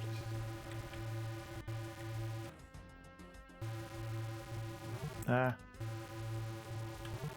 Oh god.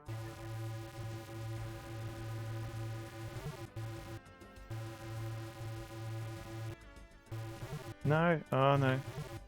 Oh no. I'm gonna have to take that one. Hey, what did G-Funk say? I think I was able to replicate a speedrun strat once where I just stayed on the left side and got through. Somebody did with the DOSBox cycles as well. Okay, so this isn't actually running in DOSBox. This is running in a homemade interpreter that I put together by reversing the AGI code. So it doesn't quite have the concept of cycles, but I can try hanging around the left, see what happens.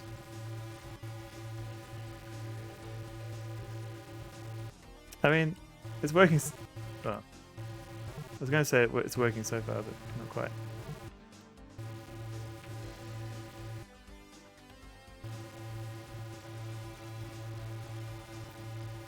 I think maybe it's just random chance, but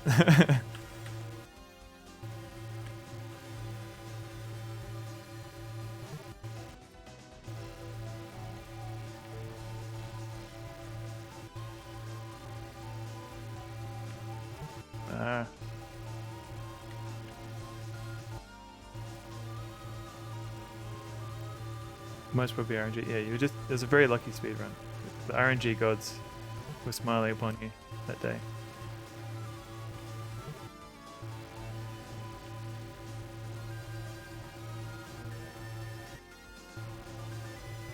Alright.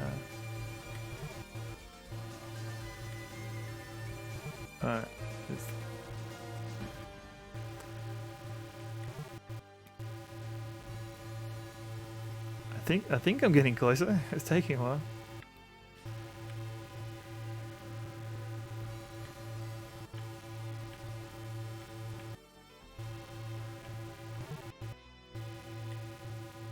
The problem with playing with an interpreter that you wrote yourself is that I'm never sure if there's a bug because of the game or because of something I did. There's always a bit of doubt. Like, does it normally take this long in the original game, or is it something that I've done that broke the game?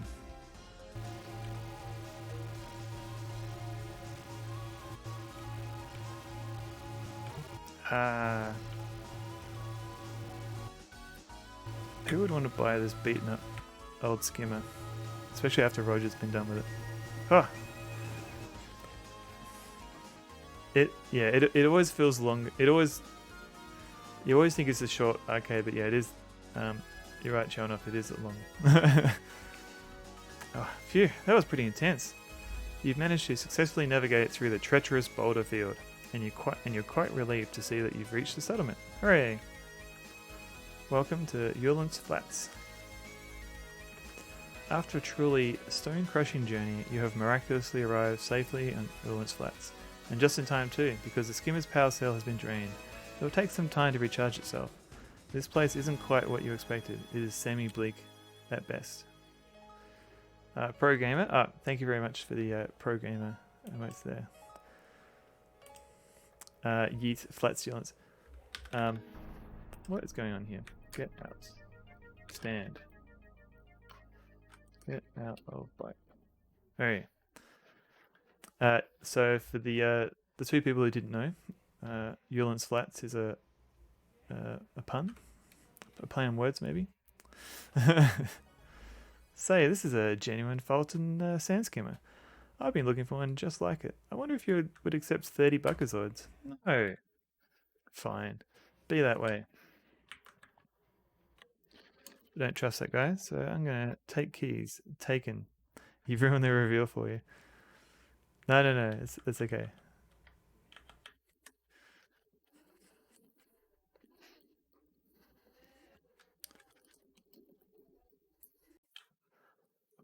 So I go normal speed. So if we go back, this guy's gonna come. Here we go. Here he comes. So we're waiting for him to sweeten the deal a little bit. All right, this is my final offer, and I'm doing it because you look like you need it pretty bad. I'll give you 30 buckazoids, and I'll throw in this swell jetpack. I only used it once. Works great in zero gravity. You'll love it. Is it a deal? Yes or no? Yes.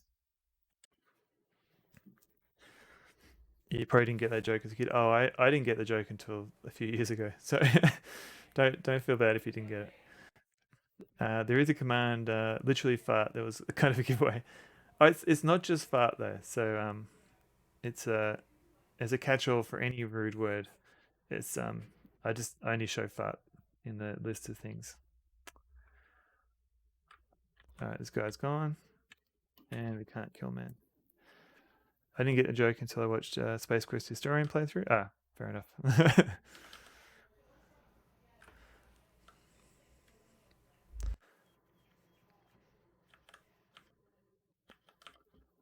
Search pile. Ash. Look around. Quite sandy down here. Is there a get pile? Oh, here we go. So we can snort pile. I'm beginning to understand you a little better now. You snort some of the powder and feel a pain like that of 1,000 Krebel mites feasting on your nasal membranes. Get dust. The extremely fine dust seeps between your fingers. There is no need for it anyway, especially considering its origin.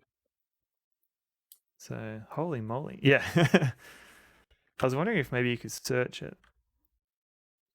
But it doesn't look like. Berry. It's berry, dude. What else have we got? Cast rope, turn dial, look in glass. Ah, cool. Due to its highly reflective coating, you cannot see through the glass very easily. However, you do see a rather striking figure peering back at you. I'm beginning to understand you now. Yes. I think in the remake, that's shown off. That's what I was thinking. Searching it to find a few bug swords. I was wondering if you could do it in this one, but I don't think you can. Throw bush. Silly human. That would not be helpful. Alright, so we've got some money, but not enough money. Because there's a few items that we want to buy in this area.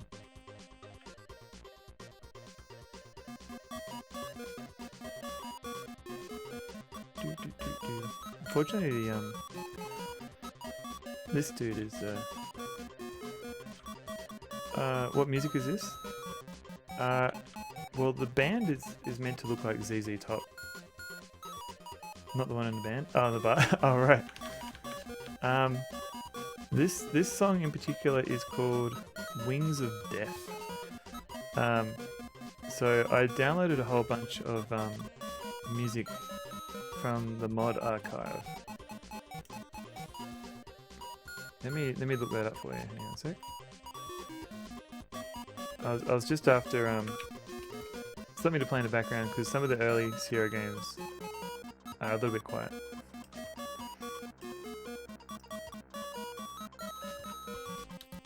Dr. Nibbles, I believe it is this song.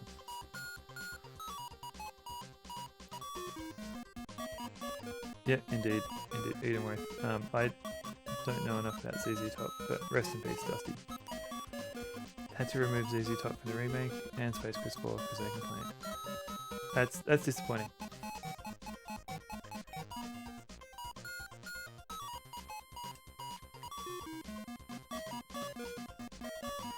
Alright, so this is another save scumming situation.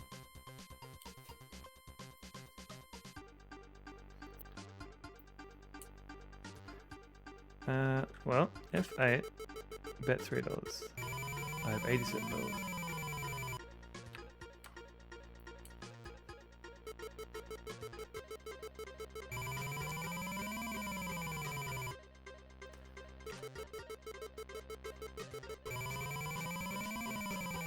So I kind of like the priority screen on this one. Could have been overly eager lawyers and ZZ Top themselves not knowing about it, to be honest. I think you're probably right. Is this a version you can cheat? You can. I can never remember. Is it cheat me or would you literally just type fart? Well, let's have a look. Oh, here we go.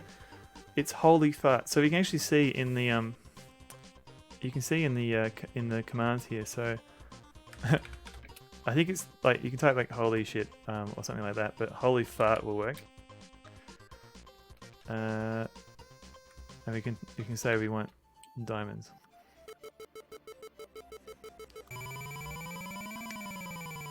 You want to recreate the slot machine sequence for the playdate? Type in swear words. Do you want to be able to type in swear words or?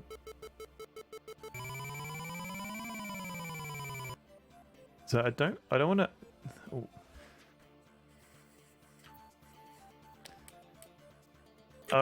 Which bit are you worrying about? That's good to know. Yeah, basically any of those will give you any swear word. Alright, so I'm gonna leave for now. So I think you can go all the way up to like 255, but but that will break the machine if I remember correctly. So I'm gonna spare the machine's life, so maybe I can go back to it later. Oh, you're worrying that you can hack the slot machine like that? Yes, you can. I think there's also a cheat me or something like that lets you just type in the number you want. I have to remember. I can't remember that. When I streamed Legislative 1, I programmed in a little feature that will give you an automatic triple bar if typed in Ken sent me. It was for the interest of time, but worked nicely. Oh, nice. That is very cool. I'm always worried that if I edit a game that I'm about to stream, that I'll just break the game midstream. Like even playing this NAGI code that I wrote myself, I'm a little bit nervous. I'll be like, oh, what's broken? It seems to be holding up so far.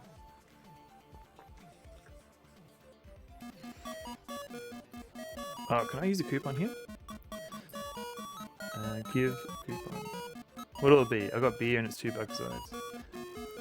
Oh, you have one of them coupons, huh? Here's your $5 and your free beer. Enjoy. Sweet.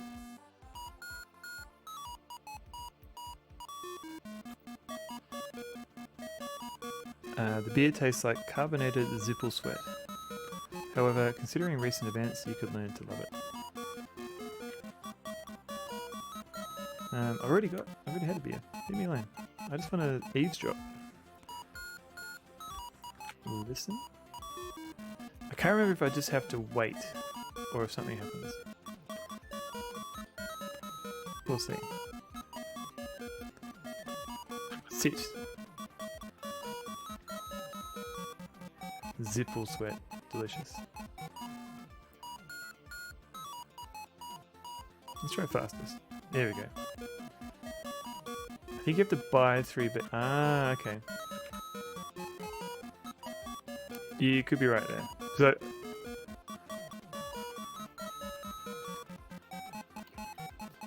gulp, gulp. Oh, I got one free beer.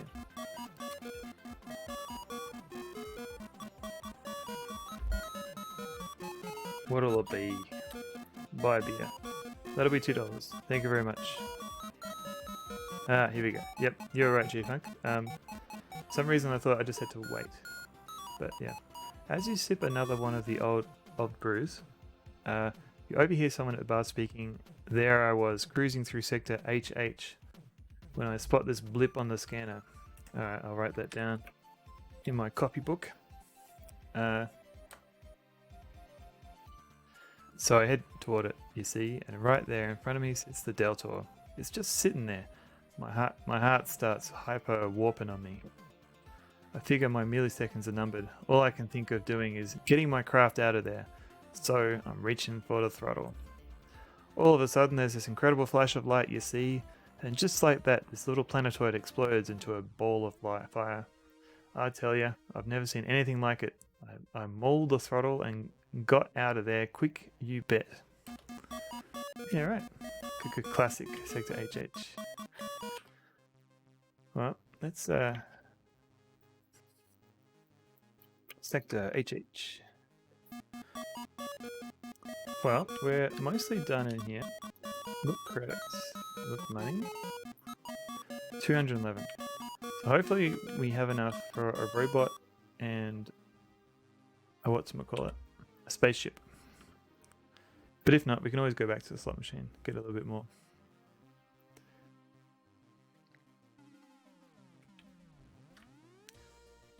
So let's have a look. Welcome to Droids Be Us, the finest emporium for mechanized beings in the quadrant. We have a complete line of droids for any purpose imaginable. Well, almost any. I've never played the VGA version all the way through, but I think the sector is... yes, and I think there's some copy protection as well. So you get given the random sector and then you have to look it up in the manual. And it's got the same... It's got the codes that look vaguely like the time coordinate codes, I think. The buttons you press to go to different time zones in Space Quest 4. It's been a while since I played that one. All top of the line, but I suppose you would probably be interested in sale items. Please walk this way.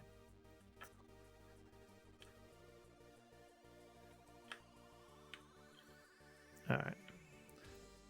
Let's spots. Show coupon. I see you bear one of those coupons. Oh well, you shall receive 20% off any of my quoted prices. That model is ideal for flight systems operations. It will pilot any modern fighter or cruiser, and it is one of the most experienced droids we carry. I ask only 45 buckasodes for it, 36 with coupon. I got it from some gambling type who was Why the payable perish? Oh, might buy this robot. Using your discount coupon, you have made a relatively decent purchase of a pre-owned sale item. Sweet. Autobots rollout. And I think Droids Be Us is also something they had to get renamed for the remake. The classic coupon Easter egg. I don't know if it was an Easter egg though. I think it was more like you just had to be observant of the things that came with your game, or maybe it was like a secret bonus for people who didn't pirate the game. I do like how we can see exactly where we're allowed to walk without getting hit by the shielding. Alright, Tony. How you going, buddy? Howdy, bucko. Can I interest you in one of the finest little used spaceships in the galaxy? You look like a man of discerning taste. Good point. May pirated the game back in the 80s, so I thought it was just a secret. Don't worry, we've all been there, G-Funk. There's a man with a good eye. This here is the keenest little scrambler in the hemisphere. Top of the line. Handles like a charm. Perfect for cruising the asteroid fields. And she's got all the thrust a guy could need. I tell you, she's an outright steal at 214 buckazoids. How much money do I have? I have not enough. I'm gonna have to come back. Hopefully I'm not gonna lose my bot. No. Hey. I don't trust this guy. I'm gonna run away from him.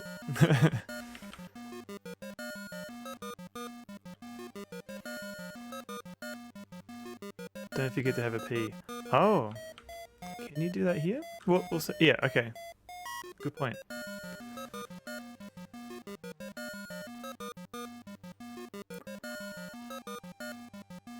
Oh, whoops, sorry, robot.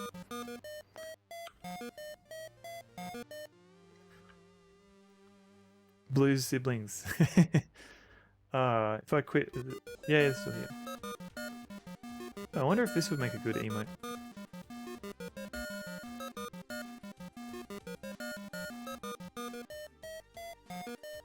I imagine someone's already done it. Alright, so we need a bit more money. Oh, farts. What was it? Holy fart, that's right. Diamonds. Wait.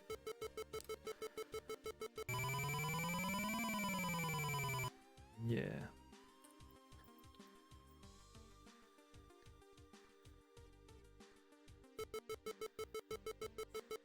And that is very nice Roger remote there, G-Funk. Sorry, there seems to be a circuit failure. To be reimbursed, please send claim to Gypasoid Novelties 2001, Odessa Blastway Gurnville, Fador XL Galaxy. Please allow 2 decades for delivery. It's interesting that the Gypasoid company was referenced even in the first game. And fortunately my robot buddy is still alive. And the tools they released that they can play around, yes, definitely. We were just talking about like tools like WinAGI and AGI Studio that you look around at. Look at those ones. Alright, let's buy the ship. Buy a ship. I tell ya, I think you've made a wise decision. She's a beauty. The keys are in her. If you have any problems, don't hesitate to come back and tell us about them. It's been a heck of a pleasure doing business with you. Oh, by the way, you're going to need a droid to help you fly that thing. Well, good luck. Come again. SCI Companion and WinAGI. Yeah. And those ones are actually nice because they let you export GIF files. So if you ever wanted to do fancy animated emotes, you can just use the export function.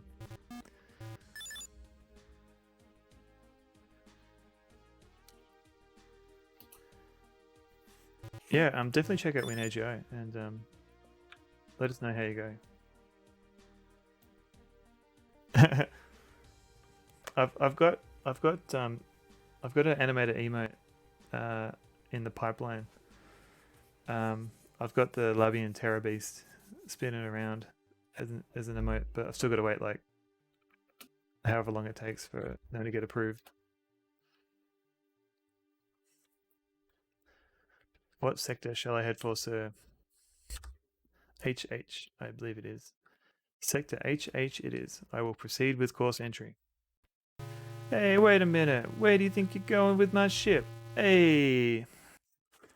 Off you go into the purple yonder.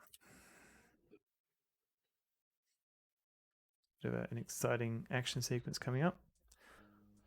It took me a week or so to get my emotes approved originally. Eventually it'll be virtually instant. Yeah.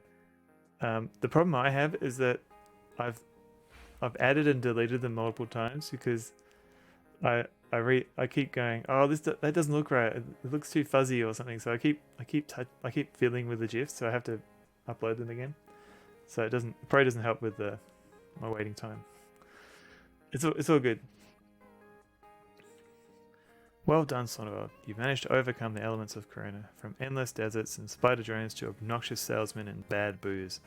Yes, the sand in your boots shall forever serve as a reminder of this forsaken planet. You should feel proud, but now destiny awaits you with an even greater challenge. Hang on, sir. We're headed into an asteroid field.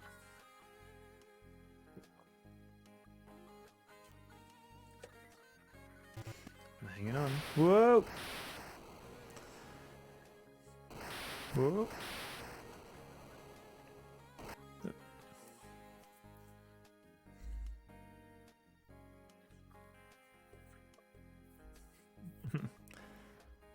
That's a fun one too, yeah. There's lots of good G-Funk has pretty much got a lot of really very excellent Sierra animated emotes.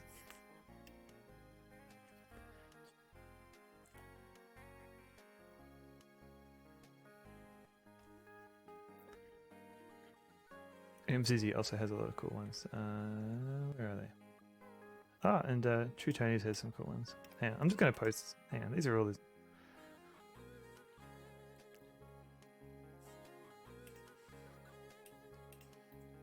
Just yeah, click on the emotes if you want to follow those people. All thanks to NAGI too. Oh, sweet. Yeah, it's True Tony's. I don't know if True Tony's has been in, and he's changed his name, so I don't know if I've got. Definitely, you can click on his emote though. So True Tony's, he does. Oh, here we go. So he's done a Monkey Island Ski Free. Yes, there's lots of cool emotes. But Tony X68, he's changed his name. He's done like a lot of Mac emulator development. So he plays a lot of games on his stream that are within his Mac emulator, which is kind of cool. So if you want to see some Mac, games that just games running on a Mac emulator, just check him out. And also he's got real hardware as well, but it sometimes tests it, his emulator.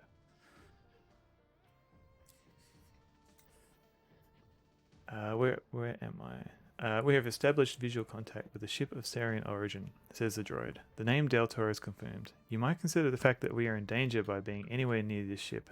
I hope you didn't waste money on the extended warranty when you purchased me. I will slow our approach and stand off at a safe distance.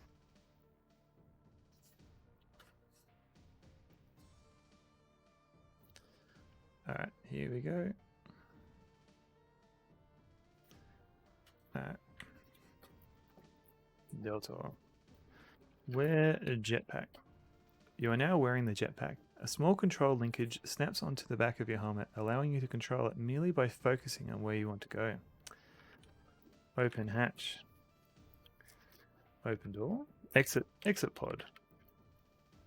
Before leaving the safety of your ship, you instruct the little droid to set a course for Xenon, where you will rendezvous later, providing a course that you are successful in carrying out your mission. Once again, you are on your own.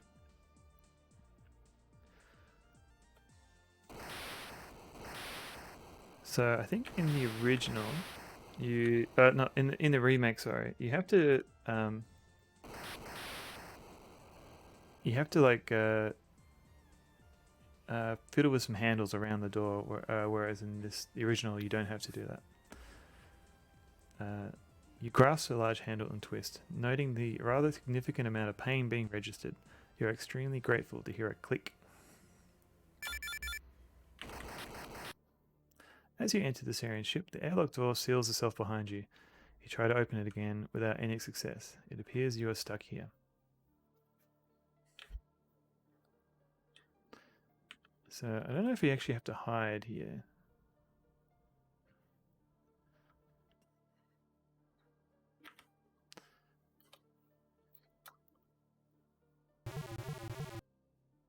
Beep, gurgle, pop apologizes a strange robot as he pushes you aside.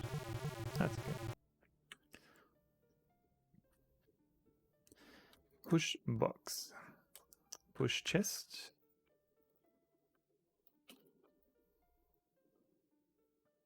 Go vent. Climb vent. Get on box. Stand on box. Stand. So I know you have to take the jetpack off, but I'm just seeing how far I can get without doing that.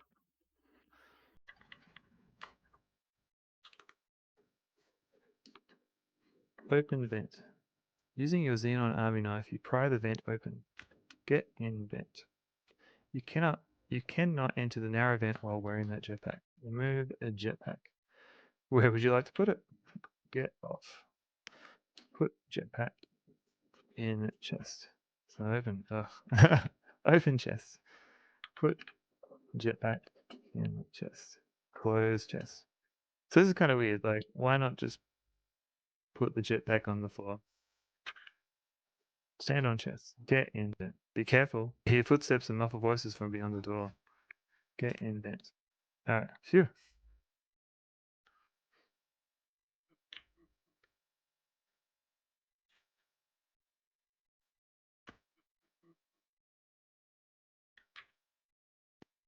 So this is kind of like some people. Oh, your nose has just been redesigned by your ill-advised attempt to insert it into a closed vent. So I've seen people get stuck in here because what you're meant to do is you're meant to you try and open the vent. You cannot pry open the grate, which seems to be stuck, and you can like use knife. Try to use a knife to pry open the vent, but you are unsuccessful.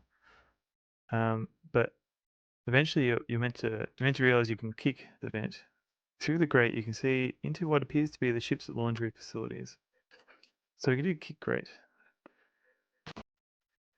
Looks like you jarred it loose. And I don't know, like if you, yeah, like it's not obvious that that's something you can do.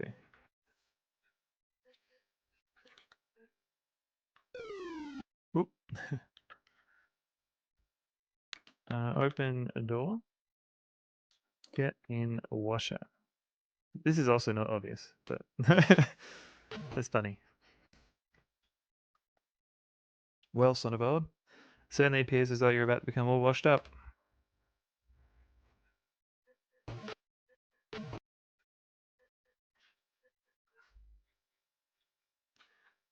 Do I get out? Open door. Hooray! Kids don't try this at home. They wouldn't do something like that, would they? Somehow you managed to survive the rinse cycle. As you emerge from the cleaning unit, you notice that you are dressed in a Sarian battle uniform. What a stroke of genius! Now you can wander throughout the ship without calling attention to yourself. Too late. Oh, you already tried that, Big D? Look in pockets. In the pocket of his uniform is an alien identification card. The name of the card is Butston Freem. You wonder if this is a common Sarian name. So I don't see any other fancy commands that we can do. Apart from like look in vent. It looks high. Dude. Kids don't eat laundry detergent. It's good advice. Good general advice.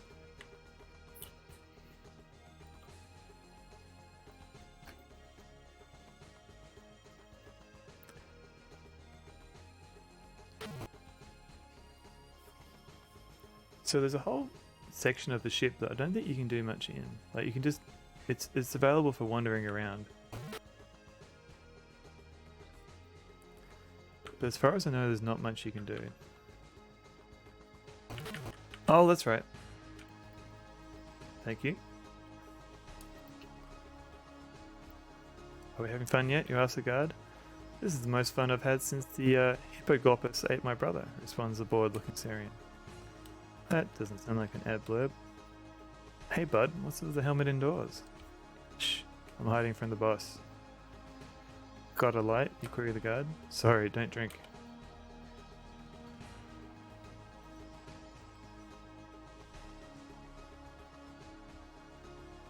I'll talk to the other guards. Kiss Syrian. You're right. Yep, and that's definitely a command. The guy outside the living room. Does this robot kill me at the moment? Probably. This is a Space Quest game. Oh, okay. So this is how you get back to the start.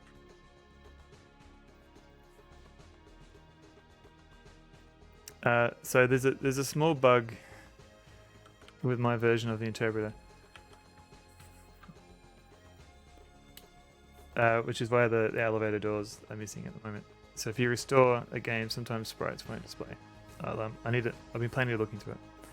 The guard describes to you in graphic detail his previous evening's exploits. As you pucker up with your lips and lean close, you suddenly remember what your mother taught you about Syrians. In a rare moment of wisdom, you decide not to get anything started you're unwilling to finish. Safe with the helmet on, with the robot. Okay. This is a Space Quest game. Yes.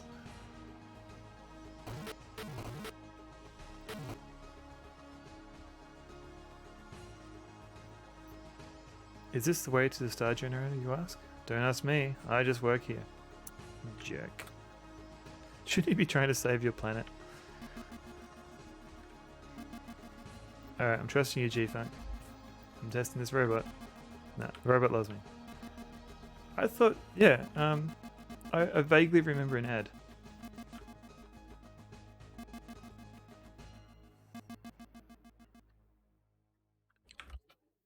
Too far away.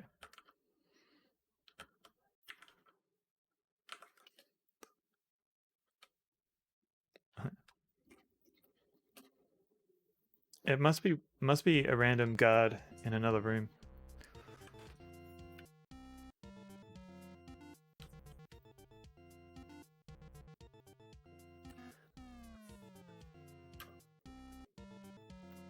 Alright. Talk to robot. Welcome to the weapons dispensary. I will assist you. Please supply me with your identification card. Silly human. You know that droids are not programmed for chit-chat. You think it's the guy outside the laundry room if you talk to him multiple times. Alright. I've got a save. I can always go back. If someone reminds me, I can go back later. Show ID. Excuse me, I shall retrieve your weapon. Quick, quick, quick. Get bomb taken.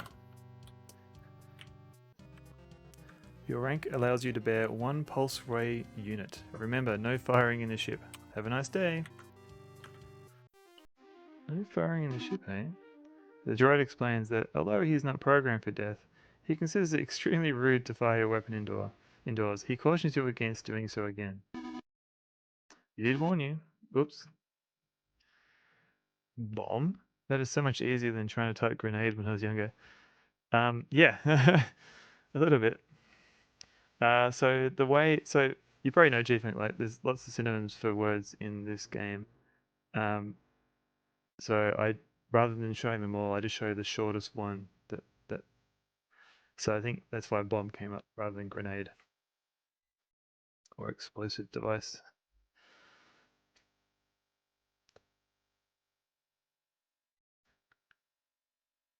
Yeah, it's the same. Like it's always get and put and take, not procure. And drop bomb. The grenade drops to the floor, releasing its poisonous gas on the unsuspecting alien. Good shot, Cyborg. Interestingly, did you see this one? Spit man and climb down? I didn't know you could do those ones. I'm gonna try that.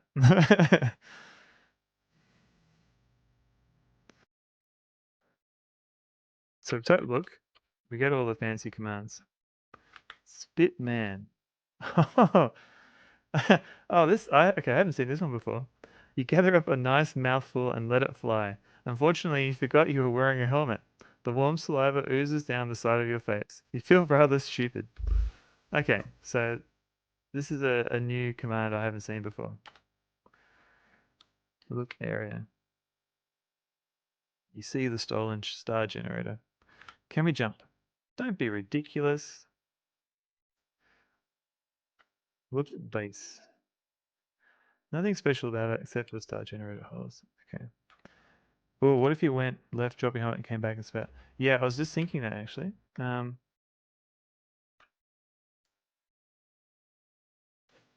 Look at us, exploring new worlds.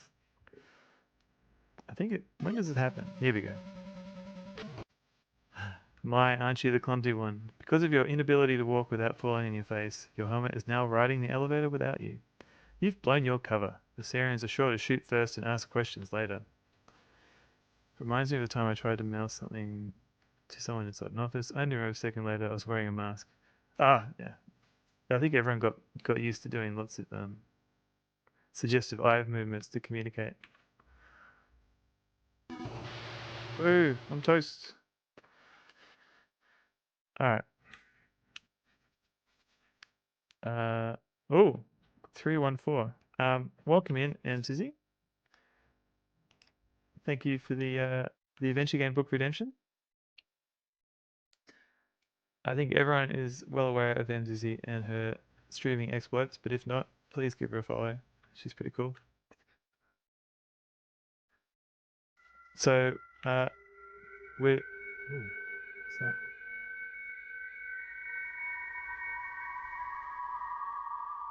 Weird.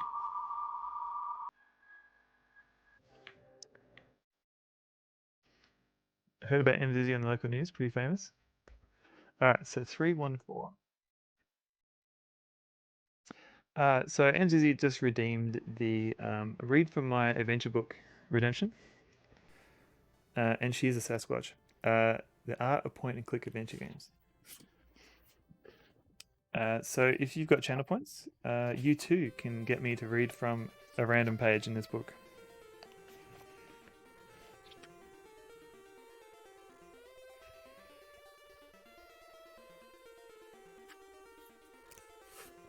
So I don't know why I said I would read a whole book, but it's part of an interview. Oh, here we go. It's part of an interview of the one of the developers of the Discworld games. Oh. I don't know if that's coming out. I should set up a link.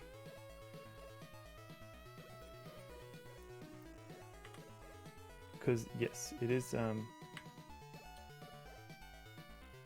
it's a very good book. Let me try and get a link for people. Where is it? So there's a new version coming out in July.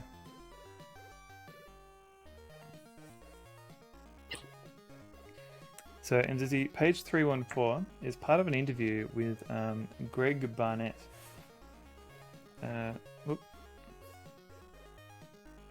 Don't worry about the real words. Oh, okay. I'll just read the introduction for Greg Barnett.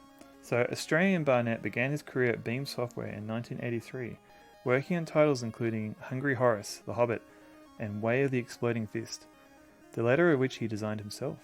He rose through the ranks to eventually become a software development manager and would later assume the role of company director, overseeing the studio's burgeoning relationships with Sega and Nintendo.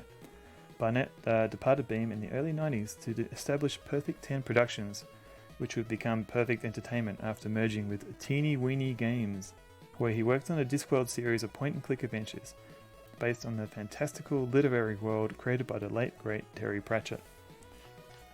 So there's a nice picture of Greg Barnett in pixel form, and here's a picture of Discworld monks.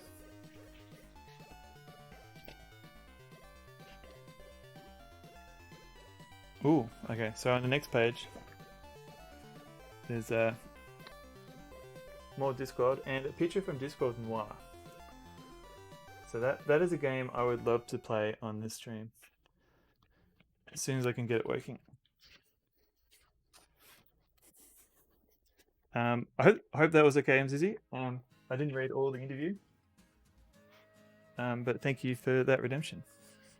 What's that game? Do you mean the Discord game? Discord Noir. And hello, Drift on the Sea. Welcome in. We were just doing an adventure game book redemption.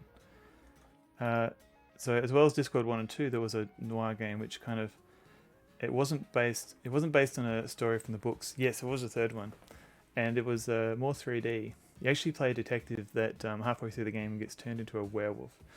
So you can actually toggle between man and wolf, and some of the puzzles involve smelling and interacting with smells in a room, which is a bit weird. You played one with Eric Idle's voice, though. Hold up, 99 followers. Yeah, I don't know how that happened, Zizzy, but yeah, 99. I've met of the Discworld games. I've only played Noir, and I played it to completion. And apparently, it was an influence to Dave Gilbert of Wadget Eye Games. So if you remember, no idea if they implemented it well. It was an interesting idea. It was a good way of revisiting older areas and seeing smells, seeing something different. But that game itself had like a notebook system where you would have notes and you could write notes and compare, and like you could drag and drop notes and things. And apparently that influenced Dave Gilbert's design of some of the Blackwell games, which also had a similar notebook system, which I thought was interesting. So once again, thanks for the redemption, Dizzy. We just learned through the use of this window at the bottom of all the commands. JZ ain't one. Hi Jelly, I'm Dad. If JZ follows that, I suppose that would be interesting. G-Fun, definitely check it out. I think it's a little bit tricky to get running on modern systems. I was going to... You would like to play the smell game? Okay. I was going to try and get PCM working, or at least try and get it running in normal Windows. Because I think some people have difficulty. There's also like a PlayStation version, so I could maybe play the emulated version of that. You just got to follow from me. Thanks, follow. I'm Dad. Yeah, so we just learned that you can actually type spit man. I've never seen anyone do this. And then you find out that you spit inside your helmet, forgetting that you've got a helmet on. Which is kind of gross. But we also know that we're going to lose our helmet. So we wanted to go back and see what happens. Can you open a helmet? Good point. I don't think you can. Don't understand your request. You just can't do that, really. It's not a good idea. Besides, your dental hygiene hasn't been what it should. Do the universe a favor. So no, Adrift on the Sea, you can't open a helmet. Whoops.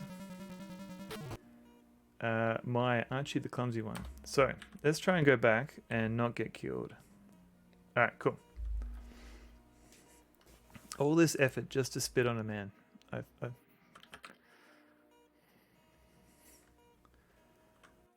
Okay, spit man. Alright, you gather up a nice mouthful and let it fly. Fortunately, you missed the guard.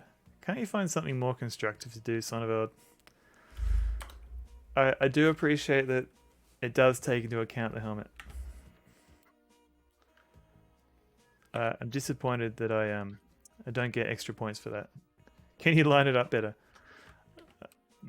Alright. Let's continue to explore. Spit on a man. The spit redemption.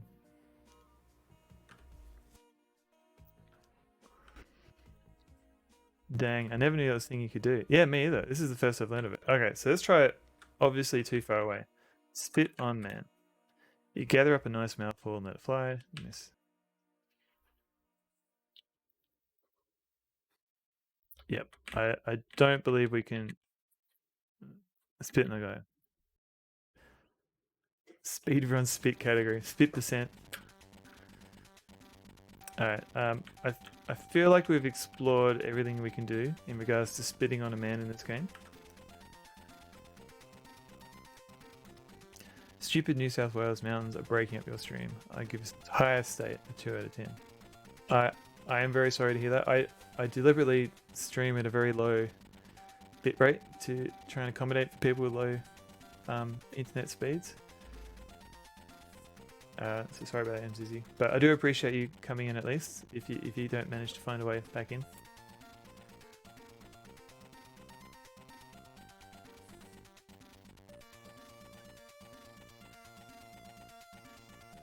Not safe for work.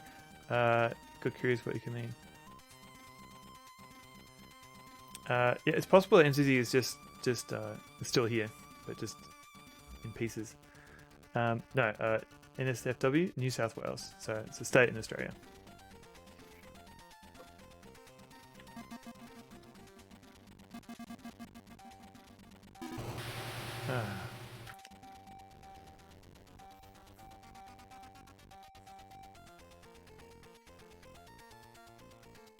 Just go and stand in a corner. That's alright. We all make mistakes. I mean, it was a massive mistake. Pretty sure Shakira's saying about those. Yes, the humble ones. Whoa, this is awesome. I think I found a bug.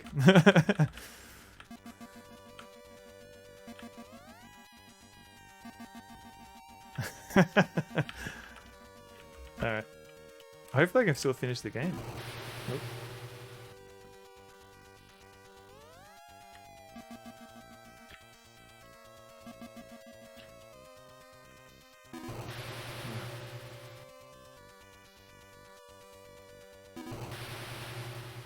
I might have to go slower speed. Is getting shot random? Yes. So the person doesn't appear.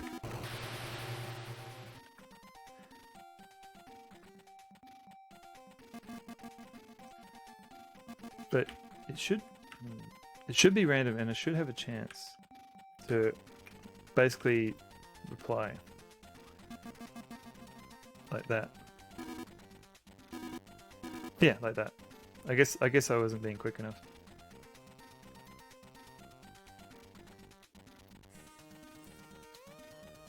So hopefully I can go down this elevator. Hey. I don't know what happened with that bug. That was weird. I feel like you need some rad X-ray specs to sell the debugging as some cool superpower.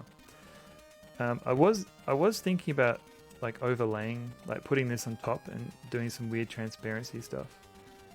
But I didn't want to complicate things too much. I'm still not 100% convinced that having all the text at the bottom is a good use of screen real estate. I might have to figure out a better way of showing all that. Or even just a channel redemption, maybe, just to show the debug screen temporarily for 5 minutes. I want to say OG Space Quest 3 came with a setup specs with the 2 guys aiming those, I think, or something like that. Oh, do you mean like some X-ray specs? I never had the original Space Quest 3 box. I had a compilation that had the first 3 games in it. You like it on all the time? Okay. But you could be right there, David. Phew. So I did drop the bomb. I didn't forget to do that, right? Oops. Okay. So it turns out I forgot to drop the bomb in the first place. You're awestruck. Okay. I've just noticed there's a green line here. I wonder what that green line does. Like, what is it triggering? Dog walking community good string goal. I have thought about that. I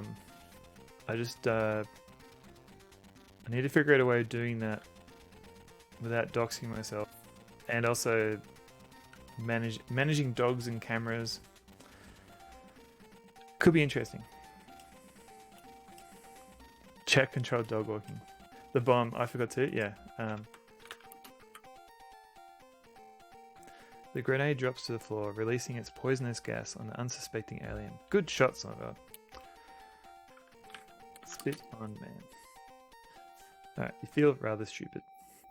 Maybe not chat controlled, but maybe just a fun activity that we can all join in on together. The dogs are on a walk. Directions are north, east, south, park. You may see a growl. Can you spit on a monster? Okay. let's give it another go. Alright. I'm probably gonna let's try and navigate past this droid. He's probably gonna kill me. Yep. Walk around dog. Check leash is attached.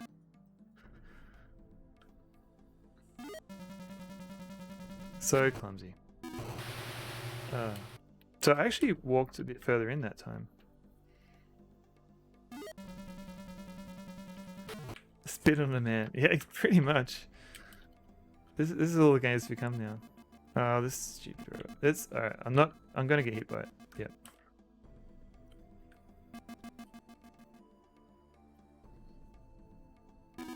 Alright. If you don't check all the dog legs, one of them has a cat and the walk is around. Greyhounds. I mean, I know we're dropping hot police quest references. But yeah, greyhound skin is pretty thin, and they do get the random cuts and bruises, unfortunately. All right, spit on man. All right, so fortunately we missed the guard. Excuse me while I sit outside your house to get better reception. Not at all weird, but yep, if that helps, by all means, try that.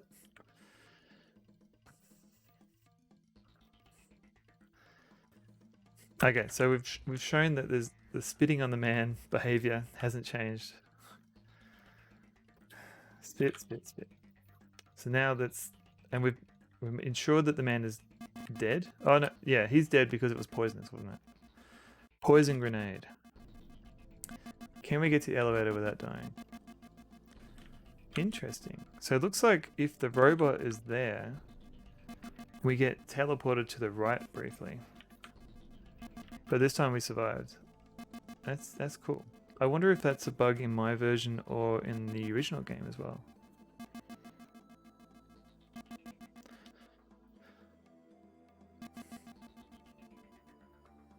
Alright, dude's gone.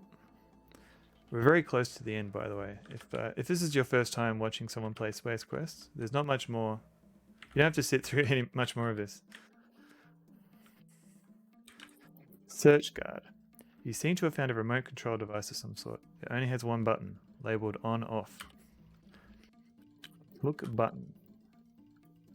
Press button. Spit on guard. Suddenly, the force field protecting the star generator disappears. Alright. That does not compute. There you go. The game won't let you do it. Bit of respect for the dead now. Can we drink water? Drink water. We can still keep drinking water. I forget. Is there anything else you can shoot? I don't think so. But I think we can try and shoot a generator, maybe. No, you can't actually shoot at specific things. You can just press the shoot button. Dr. Nibbles, redeemed hydrate. Oh, thank you very much.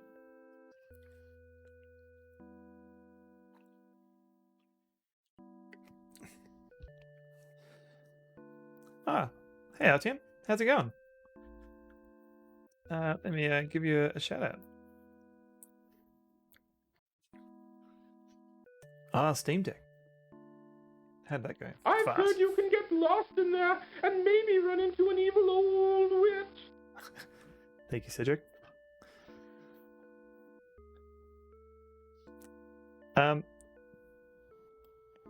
Cool. Have a trophy. Hooray! Yeah, welcome in, Artem. if people aren't aware of familiar with Artyom, please give him a follow. He does a lot of streaming and he's got some sweet overlays. And the Steam Deck is amazing. I'll have to go back and check out that VOD because I don't think they're available in Australia yet, but I am tempted. I think mine's still in order. Yeah.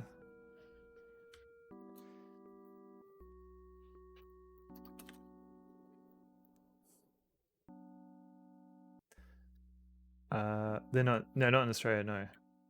No. But one day I will have one. Oh. So does anyone remember the code? 6858. Let's give it a go. But yeah, welcome in Artyom and welcome in Foct.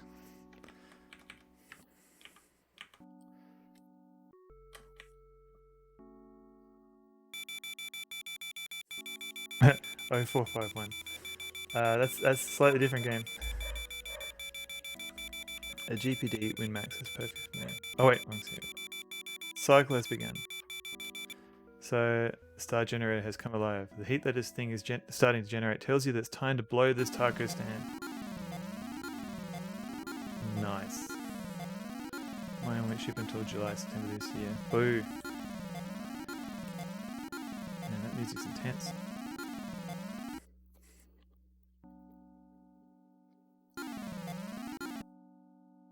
So we're very close to the end now. So we're just trying to make our way to the escape pod. And we're dead. That's why I saved. Is this Roland sound? It sounds way more. Oh, so this. Oh, that stupid robot. So, this is essentially the Tandy sound. So the AGI. You're on the order button. First 10 seconds and it was still Q2. Boo. Yeah, so the AGI games always defined, at least for DOS, they always defined 3 channels of music, like sound, and another channel for noise. So NAGI here, it emulates the full 3-channel audio. I think ScumVM does a similar thing when it does its emulation. Get in pod. So are there any commands? We can look at pod. The ship is a one-man transport vessel. Look wall. You don't have much time before this ship blows. We are in the shuttle launch bay aboard the Sarian ship. Look pit. Down below you see the spaceship's launch track. Get in pod. You swiftly slip into the sleek ship. Try to say that 3 times fast. You swiftly slip into the sleek ship. You swiftly slip into the sleek ship. You swiftly slip into the sleek ship. I think that was close enough. Look, panel. I tried to fire up DOSBox playing Dark Ages, but I need to tweak it. So Artyom, he plays a lot of his stuff with in Linux, as far as I know. And he gets very far using the like Wine and Proton and stuff like that, which is kind of cool. One smart fellow, he felt smart. Oh, I'm not trying that one. One smart fellow, he felt smart. One smart fellow, he felt smart. One smart fellow, he felt smart. I think that was okay. Alright, are we ready for the end?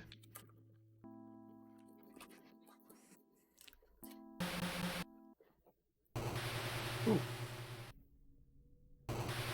Ooh.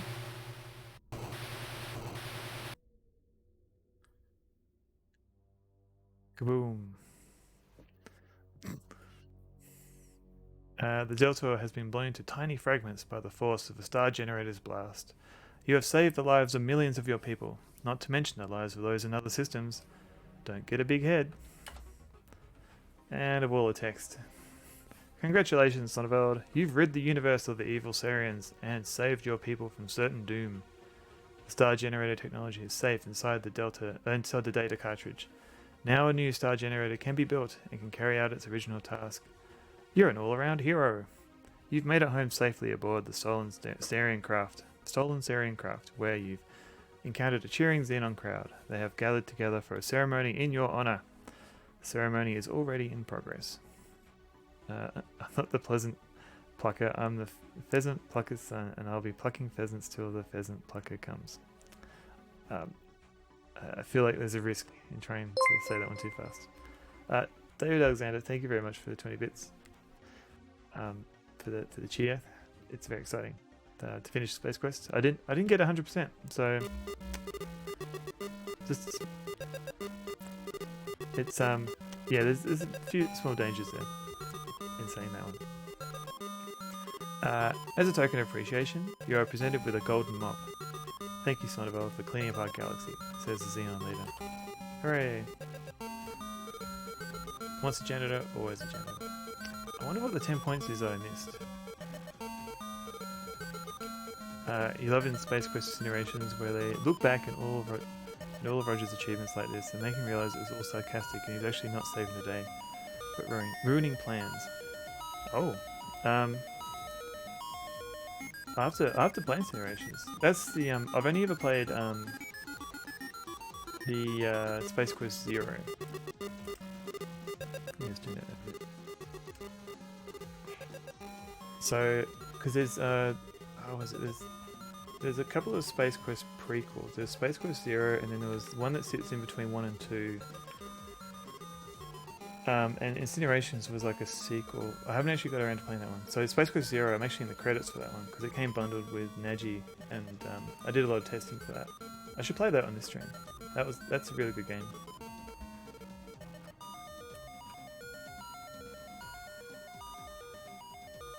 You've never heard of it? Oh, I'm missing out. Hang on a second.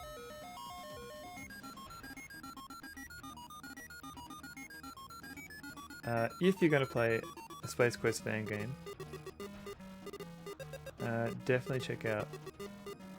I'm just trying to find what is this?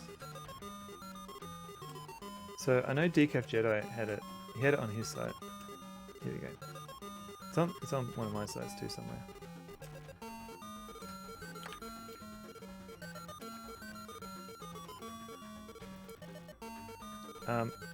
Vohal Strokes Back is also really good. Okay, I'll have to...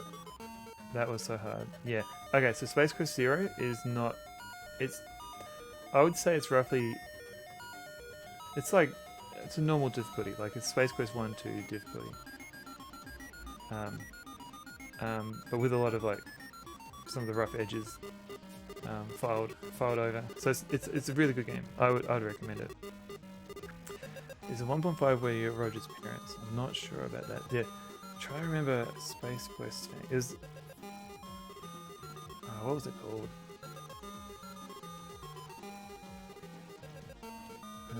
There's Incinerations, Replicated. Oh, The Lost Chapter. Yeah, so there's Space Quest The Lost Chapter, which I think is the 1.5 you're talking about. I haven't played that. From what I read, it's kind of massive and some of the puzzles are a bit tricky. And I think the whole point of that game is that somehow to explain how Roger's hair goes from like yellow to brunette, or the other way around.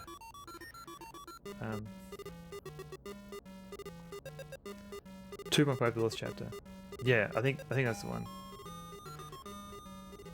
Yeah, I should check some of them out though. So I can't do anything now. We just let's turn that down a little bit. Massive and incredibly frustrating game that explains why Roger's head changed. Yeah, it seemed kind of pointless. Like if you have but if you are a fan of Space Quest games, and you haven't played Space Quest 0 Replicated, I highly recommend that you check it out. It's really good. I'm just fiddling with my overlays here. Alright, here's the big old Sonnevel screen. Hello. Thanks everyone for joining in and watching me play Space Quest 1 with all the debug mode stuff on. You enjoyed the stream and all debugging. Debugging tools are exciting and interesting. Hope you can do this again. Oh, thanks. And thanks for the GG G-Bunk. Great stream, thank you. Yeah, so was that a thing that people were keen on? I don't know if I'd do it for every AGI game. I just kind of, it was an experiment to see if it would be interesting. I feel like maybe some of the later AGI games with the more complex backgrounds, it might be more interesting. But Space Quest 1 and King's Quest 1, they're a bit simpler. But yeah, if people are keen on it, I can try that again. Maybe not every stream, but yeah, I can definitely try that again. Or maybe I can make it like a channel redemption to show the debug mode for 5 minutes or something. No worries, fucked. You're welcome. It went really well. Oh, that's good. That's good. Phew. I was kind of worried that NAGI would crash halfway through because I haven't really looked at this code for a while. So I'm just I'm seeing just who's online. There's a few people. So Glara's on. Glara Dragon's on. I've rated her in the past, but it's not to say I can't rate her again. Purblind Gamers on. Joe's here. I haven't rated Neon Arcade yet. Oh, NetGo joint. Oh man, there's a few good people here. I might raid Neon Arcade, just because I haven't raided him before. I raided his partner, Cobra Commander. If we're redeeming it every minute, I might have to put a cooldown. So I'll just I'll set up the raid now. What is he doing? Looks like he's playing a grab bag of Super Nintendo games. Looks like he's playing Aladdin at the moment. So I'm going to set that up now. A raid has been created. All right. So everyone get ready to say hello to Neon Arcade. He's cool. He does a lot of games on real hardware, which is really cool. So like he makes it a point to do everything on real hardware. Redeeming every minute, lots of technical nuance. I'm not really good at raid messages, but if you want a raid message, try something like Sonovel says hello. It's always a good one. Or if you got a subscription, try it with all the dog emotes. They're all pretty cute. Thank you very much for the GG, Big D. Yeah, big. Yeah, sorry, I'm a bit vague at the moment. I think I need another copy. But yeah, thank you everybody. Or GFunk, yeah, that works too. But thank you everyone for watching. I always appreciate just having people along for the ride. And yeah, let me know if you want me to keep doing these debug streams. Maybe I can try and add extra stuff later. I'm not sure what I'd do, but I'm sure there's other bits behind the scenes that we could show. But yeah, thanks everyone. I'm just gonna click the raid now button. So yeah, see you everyone.